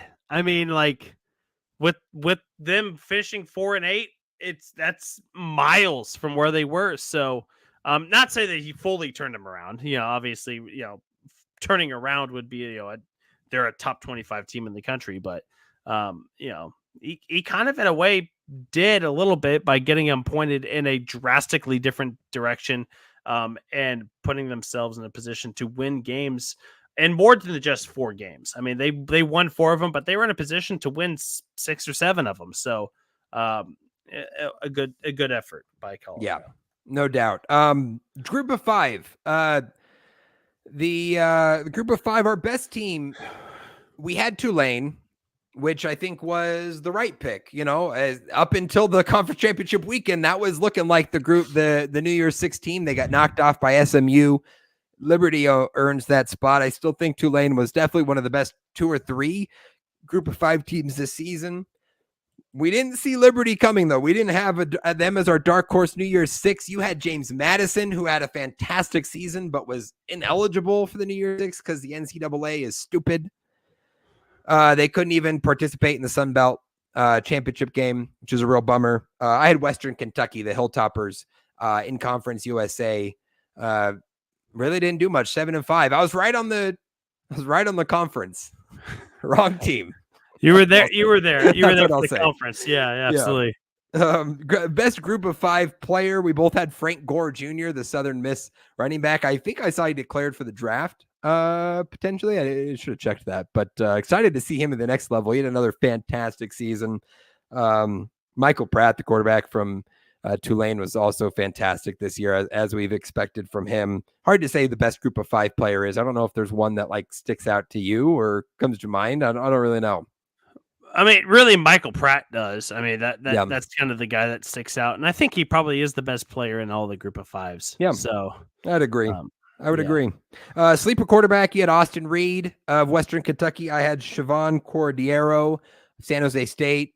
Both had solid seasons, but didn't put themselves on the scope the way that maybe we would have hoped. I'd say probably the Liberty quarterback's got to be the guy, right? Caden Slaughter. I think he's got a Salter. I mean, Caden Salter. He's got to be the definitely the guy, the quarterback this year. Yeah, QB1 in the group of 5s.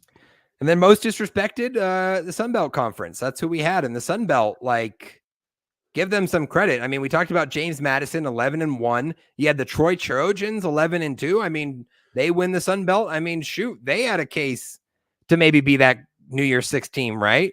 Troy was excellent this year. So Sun Belt, really good. I think Troy had like a top 20 or top 10 defense in the country this year. So, I mean, just a fantastic program that they put together.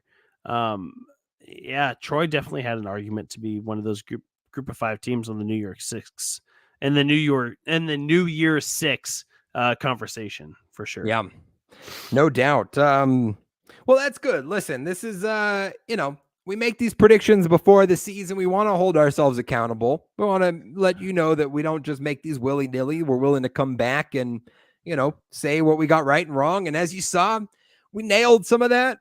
Absolutely nailed some of that. Louisville, Arizona, we'll tip our caps there. We absolutely nailed it. And we missed a lot more than probably we hit, but that's that's how it goes. That's why we play the game, right? Hey, if we're 30% right on this one, Dallen, that means we're batting 300. That means we're Hall of Famers. So hey, I'm all for it. I'm all for it. That's true. I like that. We'll do it in baseball terms and not like like football winning percentages. That's right. I like that better. All right. Before we wrap up the podcast here, we got a couple more things. We have a sports hour draft. It's been a minute since we've done a draft. We're going to bring back a sports hour draft and also give our quick picks for NFL Week 14. Before we do that, though, we're going to take another break and hit a mid-roll. And when we come back, we'll wrap up the podcast here on the other side. So stick around, and we'll be right back.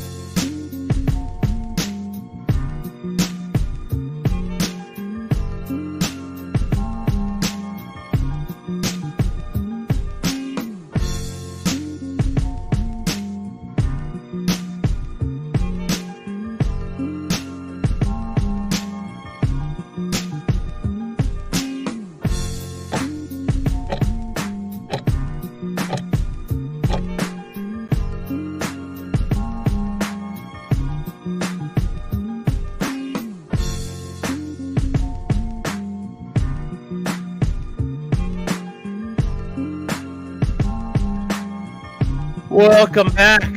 The Sports Hour with Mitch-Mo Dallen. The last third of the show. Hey, we're splitting into thirds this week, Dallen. How about that? It's like we're in the NHL here. We're not doing 2 halves. We're doing 3 periods. Let's go. That's right. We got 3 periods of the Sports Hour coming to you, Dallen. And look, we got some good stuff to wrap up the show. We got a draft. Yes. A draft. We haven't done a draft in a hot minute. But we're gonna get that here on the last third of the show, and then we're gonna wrap up the show with our NFL quick picks for Week 14. But Dallen, let's get into our draft. And look, it's college football Heisman season, and there have been a lot of great Heisman Trophy winners in our time. Not just our time, but of all time. And I think it's only appropriate for this week that we draft the greatest Heisman Trophy winners of all time. And we have our own criteria for this. And, and I'm sure that everyone listening has their own criteria for this. So if you do have your own criteria for this and your own takes on this, we would love to hear from you. Get at us at Instagram on the Instagram. Get at us on any of the social media platforms that you can reach us on. We would love to hear your takes on this. But Dallen, we're going to draft our own Heisman Trophy winners right now, the greatest Heisman Trophy winners of all time. And how are we determining who gets the first pick here?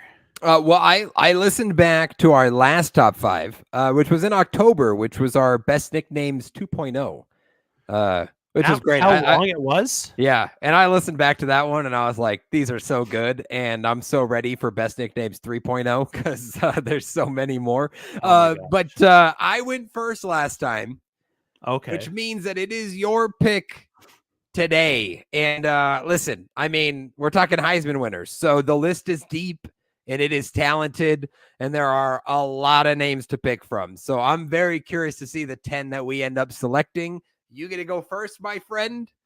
Oh boy. So floor is yours. Oh man. I mean, there's so many great selections here. I'm going to go with what do you take at number 1 though? Yeah. I mean, who do you take? Yeah.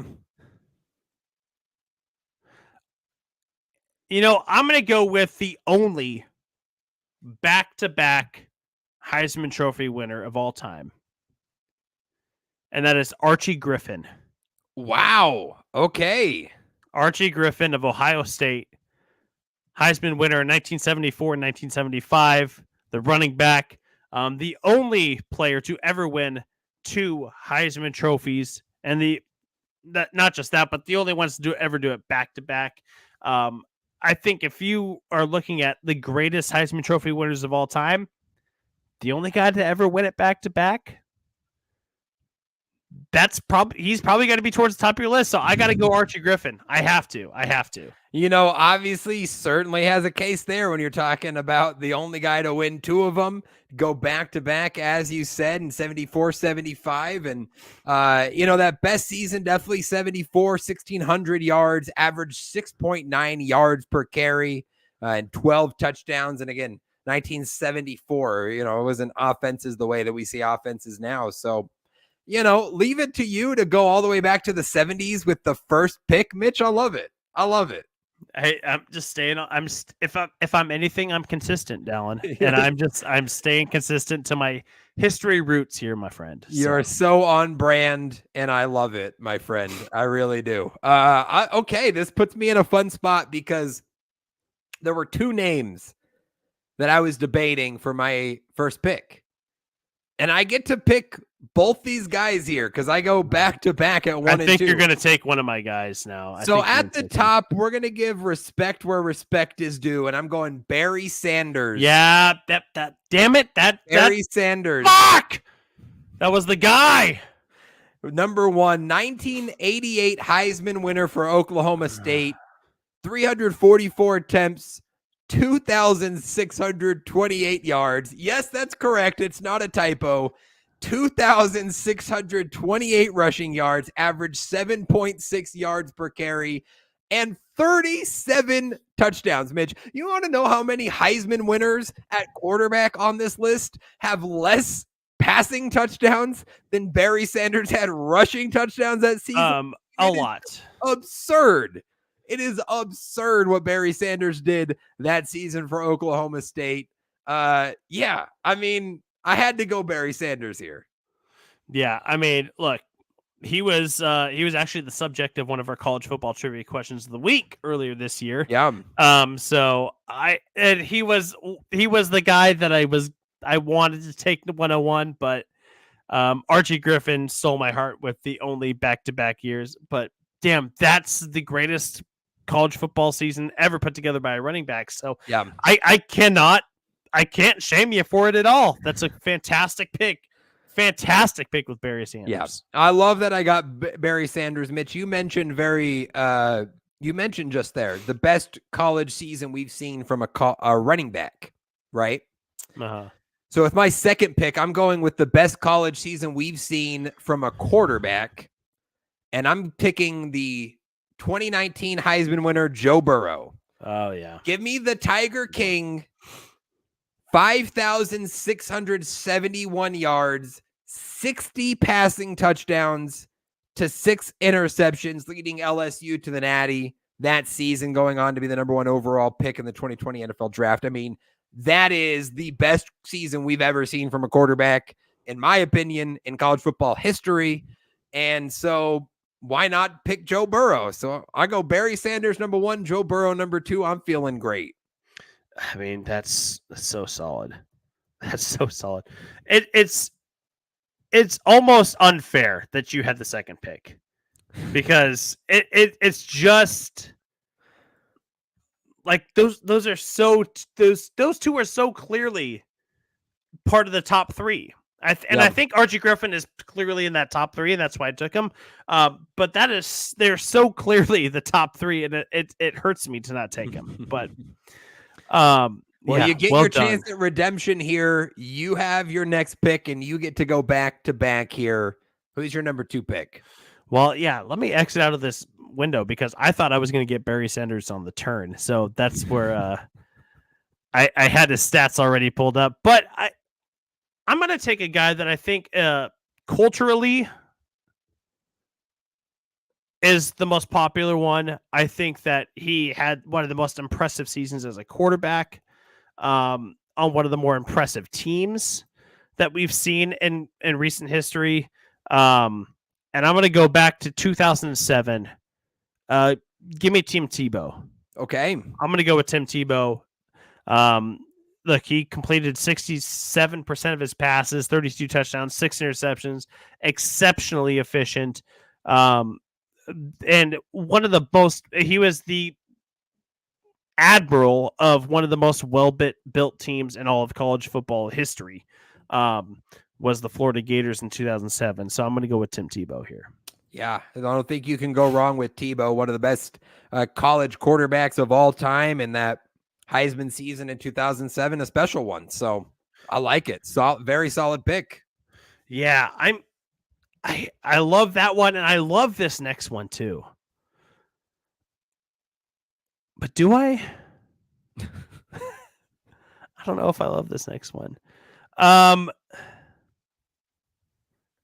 You know what? I'm going to go back to Ohio State.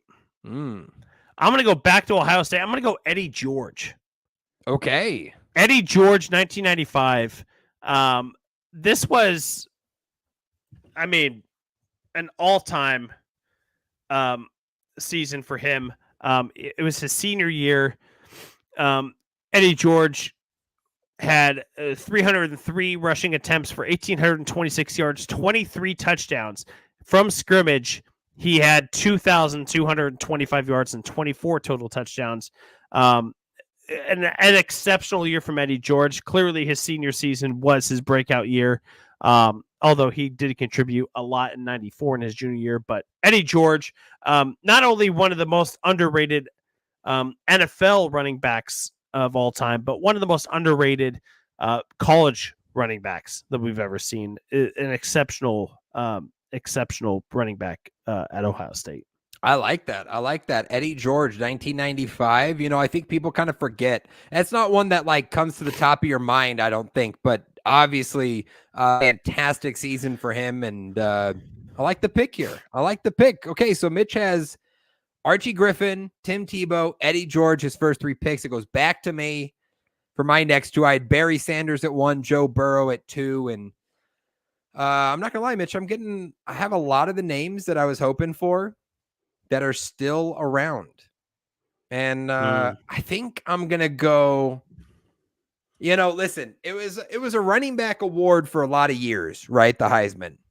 Then quarterbacks and the proliferation of the passing game, they started to get more and more plays. You get late into the 80s and into the 90s, and then obviously in our modern era, it is pretty much a quarterback award with the exception of a few years. And in the modern times, this is one of those years where a non-quarterback won the award. But this running back for your Crimson Tide Yep. Boy, did he have a good season in 2015. I'm going Derrick Henry.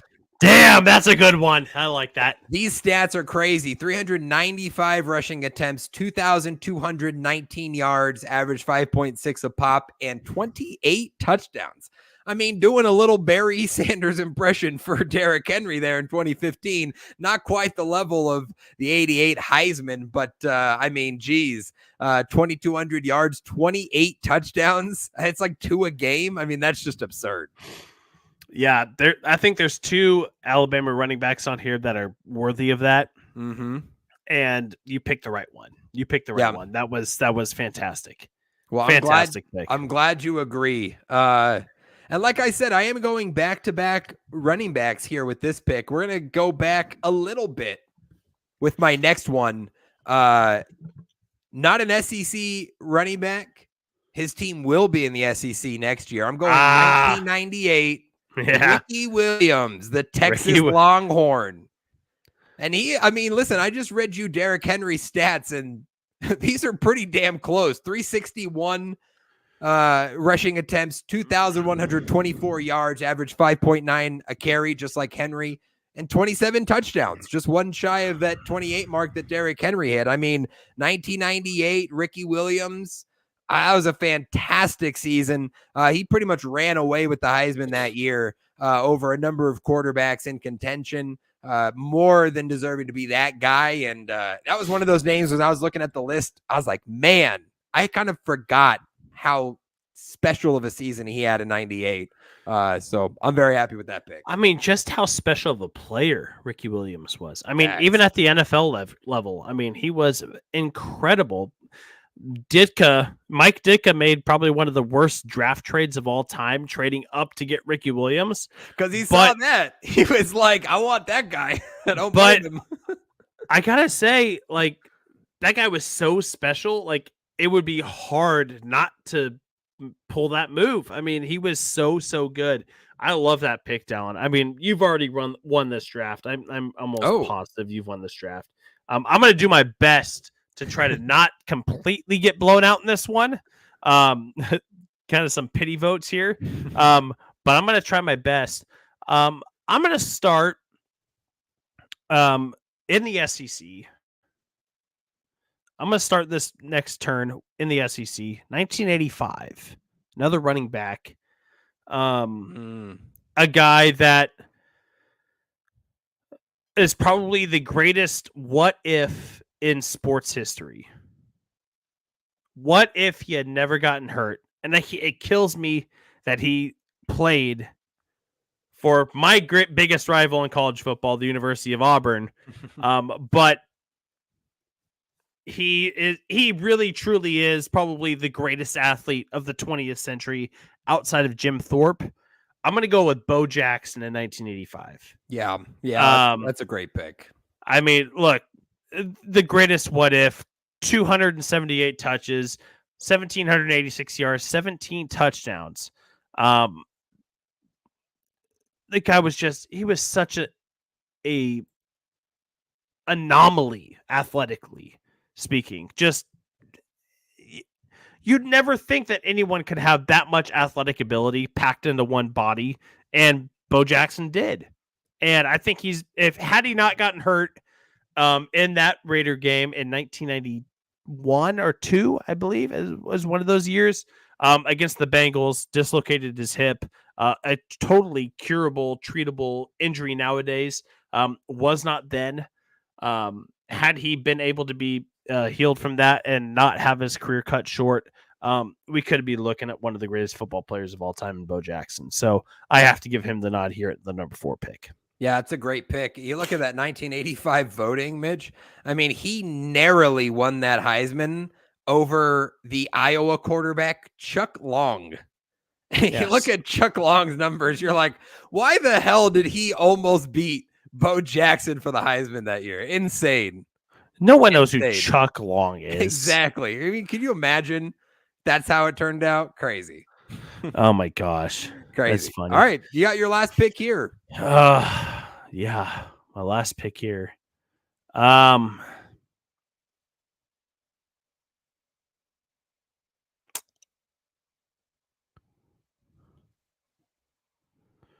You know, I don't think I'm winning this draft.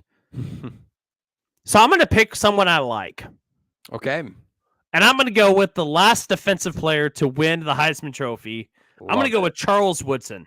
Oh, that was one of those, I was hoping at the last pick, like, give a shout out to Charles Woodson. That's such a good pick. I'm going to go with Charles Woodson, 97, University of Michigan. Last defensive player to win the Heisman, and I hope that we see more defensive players get the nod like they used to. Obviously, it's kind of devolved into a quarterback award. Quarterback or running back, we've seen a wide receiver win it in recent years with Devonta Smith. But I would love to see it become a more well-rounded, both sides of the ball type of award again. Charles Woodson was just so dominant in that 97 season with Michigan. A teammate of, you look at his teammates that he had there was incredible. Tom Brady was his teammate there in 97. So great player at the University of Michigan. Obviously, we know his NFL accolades, and he was great on the NFL side of things. But Charles Woodson, going to be my number 5 pick. I love that, Mitch. Like I said, that was one of those names I was looking at as I got to my final pick. Like, oh, I'd love to include him in there. I'm glad you did though, because I think he's definitely deserving. Especially, considering it's been what it'll be 27 years. No other defensive players won it since him. So I think that deserves its own credit, in that regard. But my final pick here, and debating between a couple guys, but I made a list, Mitch. I put 15 names on my list, Heisman winner, that I was, really sort of considering. And I put a star next to 5 names. And I've selected 4 of them already. So I might as well stick with what I had originally and take that 5th name. And I'm going to take my guy, Cam Newton. I'm taking Cam Newton, 2010 Heisman winner, leads Auburn to the Natty after transferring from junior college back to the Power 5 level.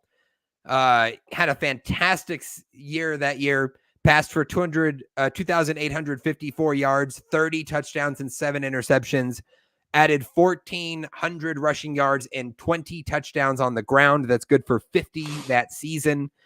And again, led Auburn to an unexpected national title. So I think Cam is one of those Heisman seasons that just stands out to me as also because it was unexpected, right? We expect some of these guys to win it, when you're a Tim Tebow and you come in with hype, when you're an Alabama running back, and you come in with hype, those Oklahoma quarterbacks like Baker and Kyler, the years they won it. It's like, you expect those guys to be in that race to win it. Cam was one of those you didn't expect, and he put up an incredible season. So I'll give it to Cam Newton, 2010. Love it. And that's kind of right on brand with you, buddy. It is. Cam Newton is your boy. That's your guy right there, man. It was either going to be him or Ty Detmer, Mitch. So, yeah, I was very on brand for my final pick. Well, speaking of Ty Detmer, of guys we didn't pick, what were some of the names that maybe crossed your mind that you didn't pick? Because I got a couple for you. If you didn't want to. Yeah. So Detmer, 1990, that was one of them, especially just because outside of the power ranks of college football, for him to do what he did, put up crazy passing numbers, through 28 interceptions, but threw for almost 5,200 passing yards that year for BYU, 41 touchdowns. What they were doing on offense throughout the 80s and then early 90s there, really impressive stuff. So Detmer was on that list. OJ Simpson, 1968. That was one I looked at. One I considered, Sam Bradford, 2008. And then I really think, looking back at it, I think at the time, maybe I didn't think it was as impactful, but Devonta Smith in 2020, the season he had, you just look at his numbers, 117 receptions, 1,800 receiving yards, and 23 touchdowns for Devonta Smith in 2020, the Alabama wide receiver. He had an incredible season. And kind of like running backs, or even more so than running backs, wide receivers like never win this award. I mean, the last before him, I'm trying to go back and find him real quick. I can't. I missed. It's like Desmond Howard, I think, was the last wide receiver. It was 1991. So wide receiver is one of those positions that doesn't really get a lot of run in the Heisman. So Devontae Smith winning it in 2020, I think, as we look back, is going to age better and better as one of those really special seasons. So that was one I was debating as well. What about you? I was looking. There were so many. So I was looking at. I actually was looking at Rashawn Salam. Yes, running back from Colorado. Mm-hmm. I was looking at Vinny Testaverde from Miami. Okay. I was looking at Earl Campbell, his 77 season with Texas. I was actually looking at and this isn't correct. But I was looking at Mike Garrett from USC. I was looking at Ernie Davis from Syracuse. There were just so many great names that and you can bash my old head all you want. Jay Berwanger, I almost took for winning the first ever Heisman from the University of Chicago. Which, by the way, he wound up being the first overall pick in that 1935 draft. And I think he wound up like having a career working in like a rubber factory. Wow. Like he never even played a down in the NFL. But despite being the first overall pick in that draft. So kind of a fun fact about different times. It's crazy. But like, you look at these names too, like Davey O'Brien. Like we give out an award named after Davey O'Brien. Doak Walker. Doak Walker, the SMU running back, right? I mean, he was, same thing. So many great names. Roger Staubach from Navy. Just so many good names, and it is quite the brotherhood, quite the fraternity to win this award, and it's hard to decipher who the best 10 are when we draft them like this, but a ton of fun to kind of see where our thought processes go as far as determining who the best are. So absolutely. Let's run through our list one more time for the folks. Mitch, you go first. You had the number 1 overall pick. Yeah, I had Archie Griffin back-to-back Heisman winner in 74 and 75. I had Tim Tebow in 07, Eddie George in 95, Bo Jackson in 85, and Charles Woodson in 97. Okay, and I had Barry Sanders, 1988, Joe Burrow, 2019, Derrick Henry, 2015, Ricky Williams, 1998, and Cam Newton, 2010. So I like that. I think that's a good mix of contemporary names, some of the past names, some, you went a little farther in the past, which I love there. But a mix of names. I feel like those are pretty good. We had all the eras covered almost, pretty much. Yeah, pretty much. From 70s on forward. So is it? I'm just looking at this stretch in like the 90s. Eddie George 95, Charles Woodson 97, Ricky Williams 98. Like we had all those guys in that's a pretty damn good stretch of Heisman winners right there in retrospect. And there were some that I felt really bad not drafting, like Ron Dane. Yeah. Danny Werfel was really good in 96 for Florida. Like there were some names like I don't give a shit about Gina Toretta. So like I don't give a shit about him, but like there were some good names that I think we left off from the 90s and the 80s. I mean, we left Doug Flutie out of here. We left Andre Ware out of here. I wanted Marcus Allen. That was another one. 81. Marcus Allen. That was another one I was really debating. Herschel Walker got left out of here. I mean, come on. It's a deep list. When you go back to 1935 at the start, that's like almost 100 people on this list. You're going to have some great names. So I love that. It was a great draft. Again, Heisman Trophy winners. Let us know your thoughts. Who do you think won the draft? Who did we really miss out? Who would you be pounding the table for in this draft? Absolutely have to have them. We'd love to hear your thoughts. Let us know if you're watching live on the YouTube comments or on Twitter, and or send us a message on Instagram. We'd love to hear from you. We'd love to hear from you. Love to hear from you. And Dallen, with that being said, it is time for our quick picks of the week. And it's a ball game, Dallen. Mm-hmm. It's a ball game.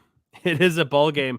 I have drawn even with Dallen here. Last week I went 8-5. He went 7-6, and we are both at 115 and 78. We usually have a tie at this point of the year. No ties in the NFL so far this year, which is kind of odd because over the last few years we've at least had a few. Yeah. But no ties so far this year. So, but it is a dead heat right now for us in the quick picks, Dallen, with the last 5 weeks to go. 5 weeks. So. Yeah. I love that we are sitting here tied with 5 weeks to go. It feels like a great spot in the season. We have the last bye weeks happening this week for the Washington Commanders and the Arizona Cardinals.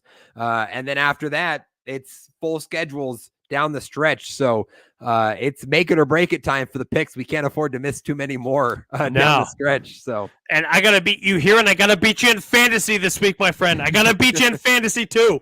So we got more than just one matchup to do. But down, start the music. Give me my music. We got to start these quick picks, and let's get on with Thursday night football. The New England Patriots, they're leaving the Northeast to head over to the Steel City to take on the Pittsburgh Steelers. Right now, the Steelers favored -6 at home.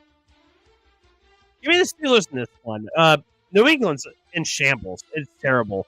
But I like the Steelers in this one in the close one. I don't think they cover, but I like the Steelers in this one at home.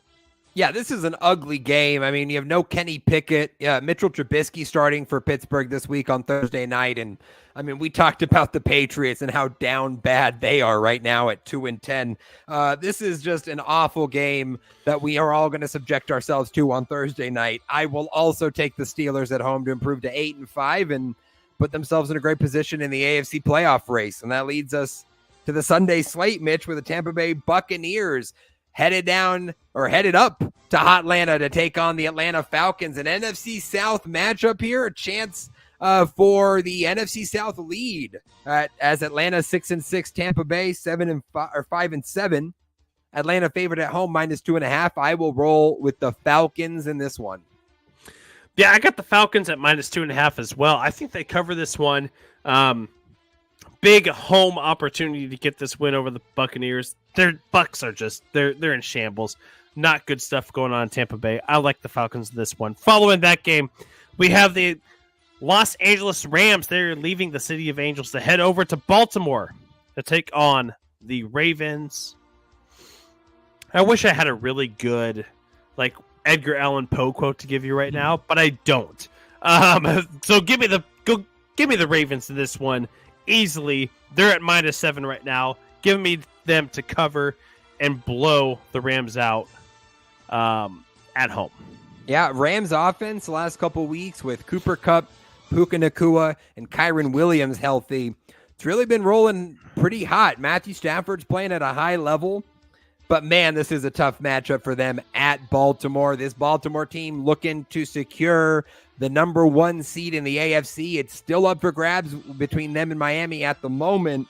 Baltimore can't afford a loss in this one. They get it done at home, cover that 7 points, and improve to 10-3. I will take the Ravens. Following that, Mitch, an NFC North matchup. The Detroit Lions coming off a big win, an important win last week to get to 9-3. They're headed to the Chi City to take on the Chicago Bears. 4-8 Bears.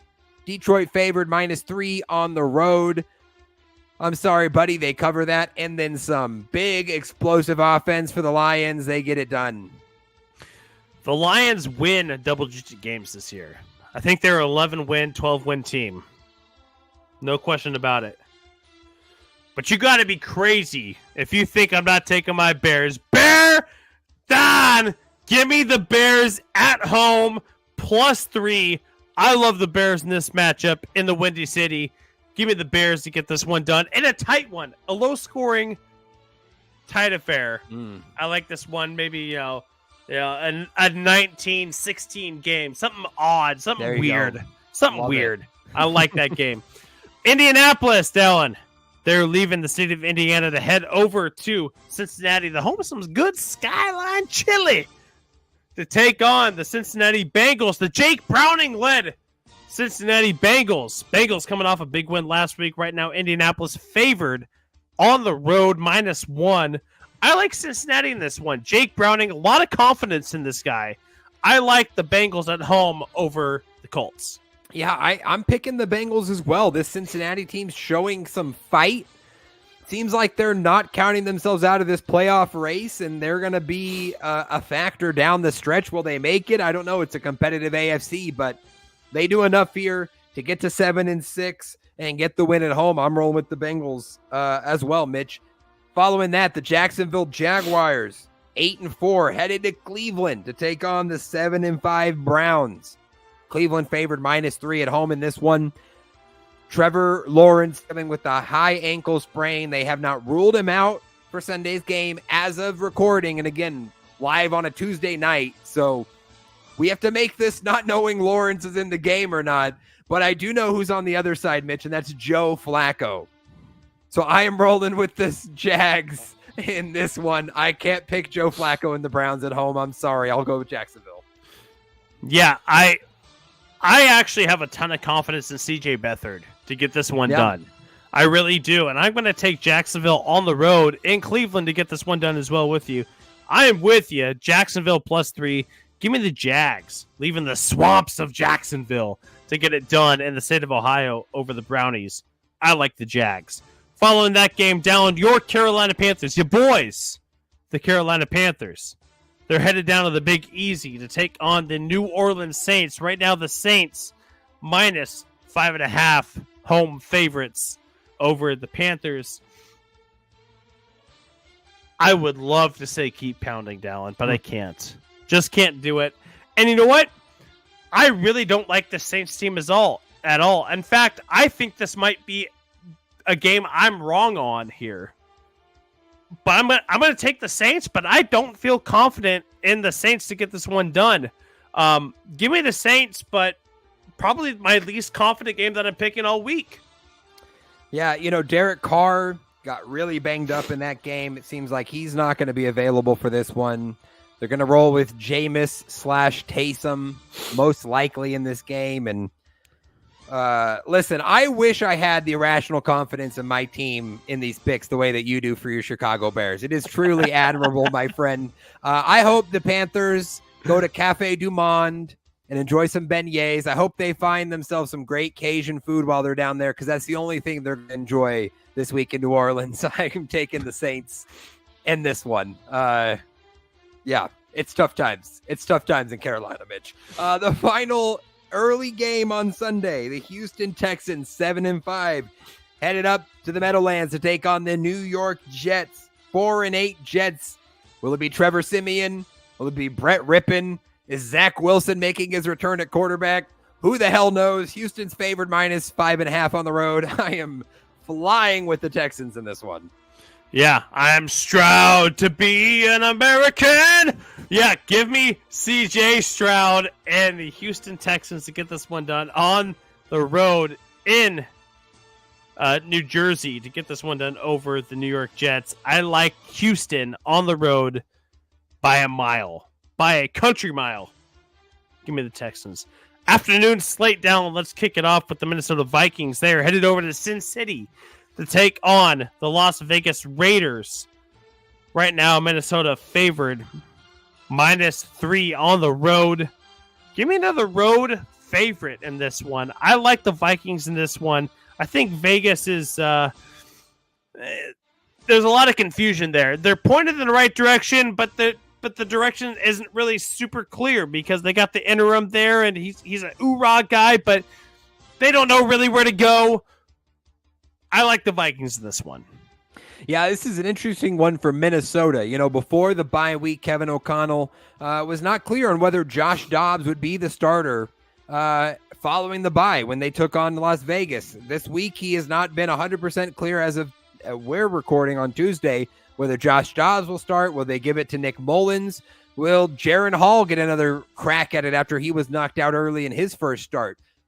Either way, I think Minnesota is a good enough team to get it done on the road, but this is a tricky game, and I would not be surprised if Vegas pulls this off. This was a tight one for me, but I will also roll with Minnesota as the road favorites in this one. Following that, Mitch, NFC West matchup, a rematch of the Thanksgiving night disaster for the Seahawks. Seattle 6-6 headed down to the Bay to take on the San Francisco 49ers at 9-3. Philly this week, favored minus 10.5 at home. Got to keep rolling with the Niners. Oh, yeah. I mean, I want to Brock and roll all night and Purdy every day. He should be the MVP favorite right now is Brock Purdy. He should be. And I'll stand by that one. And I'll stand by the Niners in this week. Give me the Niners at home.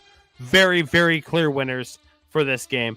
Following that, the Buffalo Bills, 6-6 Buffalo Bills. Didn't expect the Bills to be here at this point.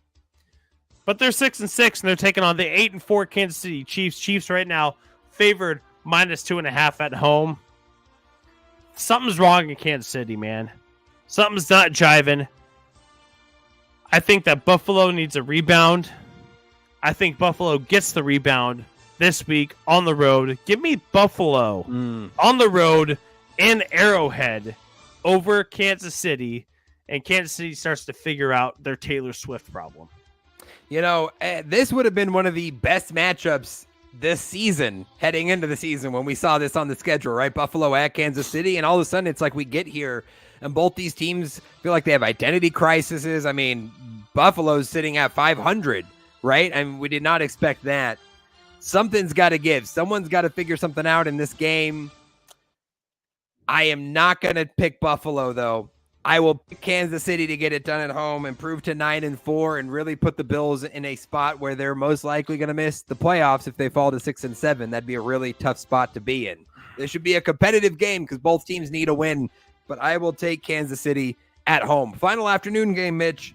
The Denver Broncos, 6-6 in an AFC West matchup, headed to LA, SoFi Stadium, to take on the 5-7 Chargers. Chargers favored -3 at home.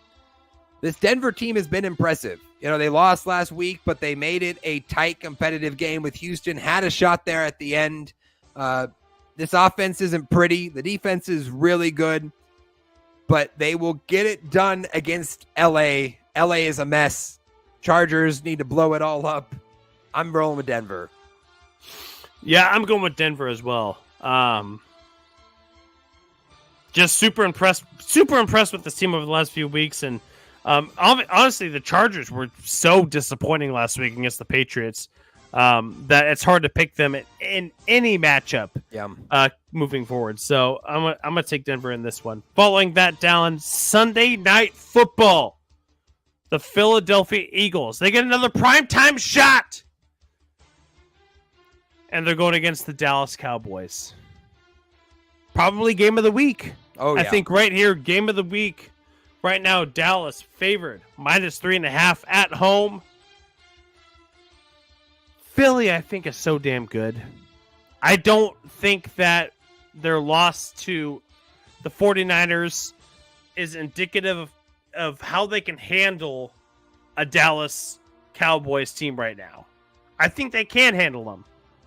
So I'm going to go with Philly on the road to get it done in Jerry World.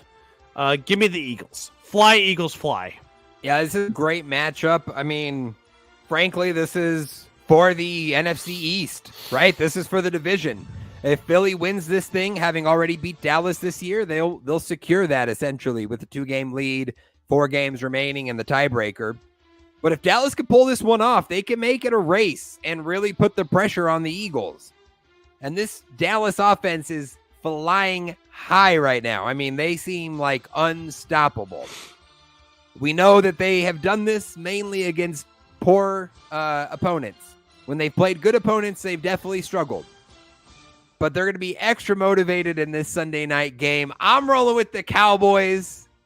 Give me Dallas at home in this one in a shootout. This Eagles defense has been a little sus The Cowboys take advantage, score over 38 points in this one, and get the win on Sunday night. Following that, Mitch, 2 Monday night games next week. Why, I don't know. They're happening at the same time. Why, I don't know. Who decided this? This is dumb. But regardless, we've got 2 Monday night games. The first of those, Tennessee, 4-8, traveling down to Miami to take on the 9-3 Dolphins. Dolphins favored -13 in this game. Man, these Dolphins lines are incredible. We saw it last week with the Commanders on the schedule. Now they get Tennessee. They're favored by almost 2 touchdowns. They're going to cover that easy. Give me Miami. Yeah, it was like whoever scheduled this said, "Hey, you could watch shitty football or even shittier football." Exactly. Why? So take your pick. Give me the Dolphins. Yeah. I mean, that's not even close. Give me the Fins. Got to take the Fins in that first one. Down the other Monday Night Football game is the Green Bay Packers, 6-6. They're headed over to the Big Apple to take on the New York Giants. Right now, Green Bay favored -6.5. I didn't know who to pick. I took the Giants. Wow. Why not take the Giants? Why not? Why not? This game sucks. Take the Giants. It's not surprising as a Bears fan that you refuse to pick the Packers. It's fine. I love that you're rolling with Tommy DeVito in this one. Good on you. But this Green Bay team is rolling. They've had a great last 3 or 4 weeks, and they continue to roll against a really rough Giants team this year. Favored by 6.5 on the road. They cover that. Give me Green Bay in this Monday night matchup. There you go. All right. That's the picks for this week, week 14. Again, we're tied in our picks, 5 weeks left. So excited to see how this plays out for us. Before we wrap up, Mitch, I do want to just give an update on the NBA in-season tournament because we started the show talking about it. We had some games going on. Milwaukee got it done over the Knicks, 146-122. So Milwaukee will face Indiana on December 7th. That's Thursday for a chance to play in the in-season tournament final. That game will take place in Vegas. Both the quarterfinals and the finals will take place in Vegas. And as we're wrapping this up, the Lakers are leading the Suns at halftime 59-47. So we'll see how that one plays out. Right now, Lakers with a 12-point lead for a chance to face the New Orleans Pelicans on the Western Conference side of things. So, Bucks, Pacers, that's going to be a really fun one. No matter who comes out of this Suns-Lakers game, that'll be a fun matchup with the Pelicans. I'm looking forward to see the conclusion of that. We'll obviously talk about it next week when we're back here for a new episode. Absolutely. We will be talking about it then. Yeah. Absolutely. There you go. Well, that's all we got for today, folks. We appreciate you hanging out, listening, watching, however you consumed it. We appreciate it. Thanks for being a part of it. If you don't already, you can join us every week when we go live on Tuesdays or Thursdays, depending on the week, depending on whatever we decide. That works. But we go live on the YouTube at youtube.com/the Sports Hour Guys or on X, formerly Twitter, at Sports Hour Guys. You can join us every week. You can follow our Instagram for content. Follow the TikTok at the Sports Hour Guys as well for some fun memes I like to post on there. That's what we like to do. Mitch, tell the people where they can find the podcast.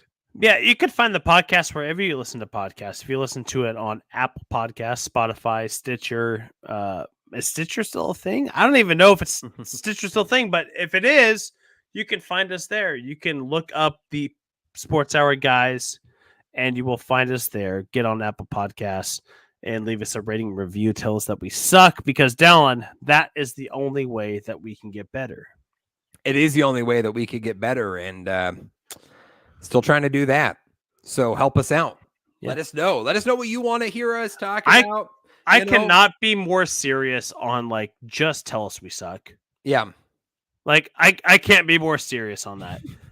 If I wake up tomorrow morning and I find 50 comments of we suck, of you guys suck, I will be so happy because then we'll get better. Yeah. So, I'd be a little sad, but I'd understand and appreciate the feedback. So if it tickles your fancy, go ahead and do it. I mean, know. yeah. Let us know. Yeah, this has been fun, Mitch. Fun as always. A lot of stuff to talk about. Looking forward to the bowl season in college football, the final stretch of the NFL season as we head towards the playoffs, and so much more. So exciting times here. Glad to be with you. Yeah, fun stuff. Until next time, we love you. We appreciate you. And we will catch you next week. So long, everyone, and a very pleasant good evening to you, wherever you may be.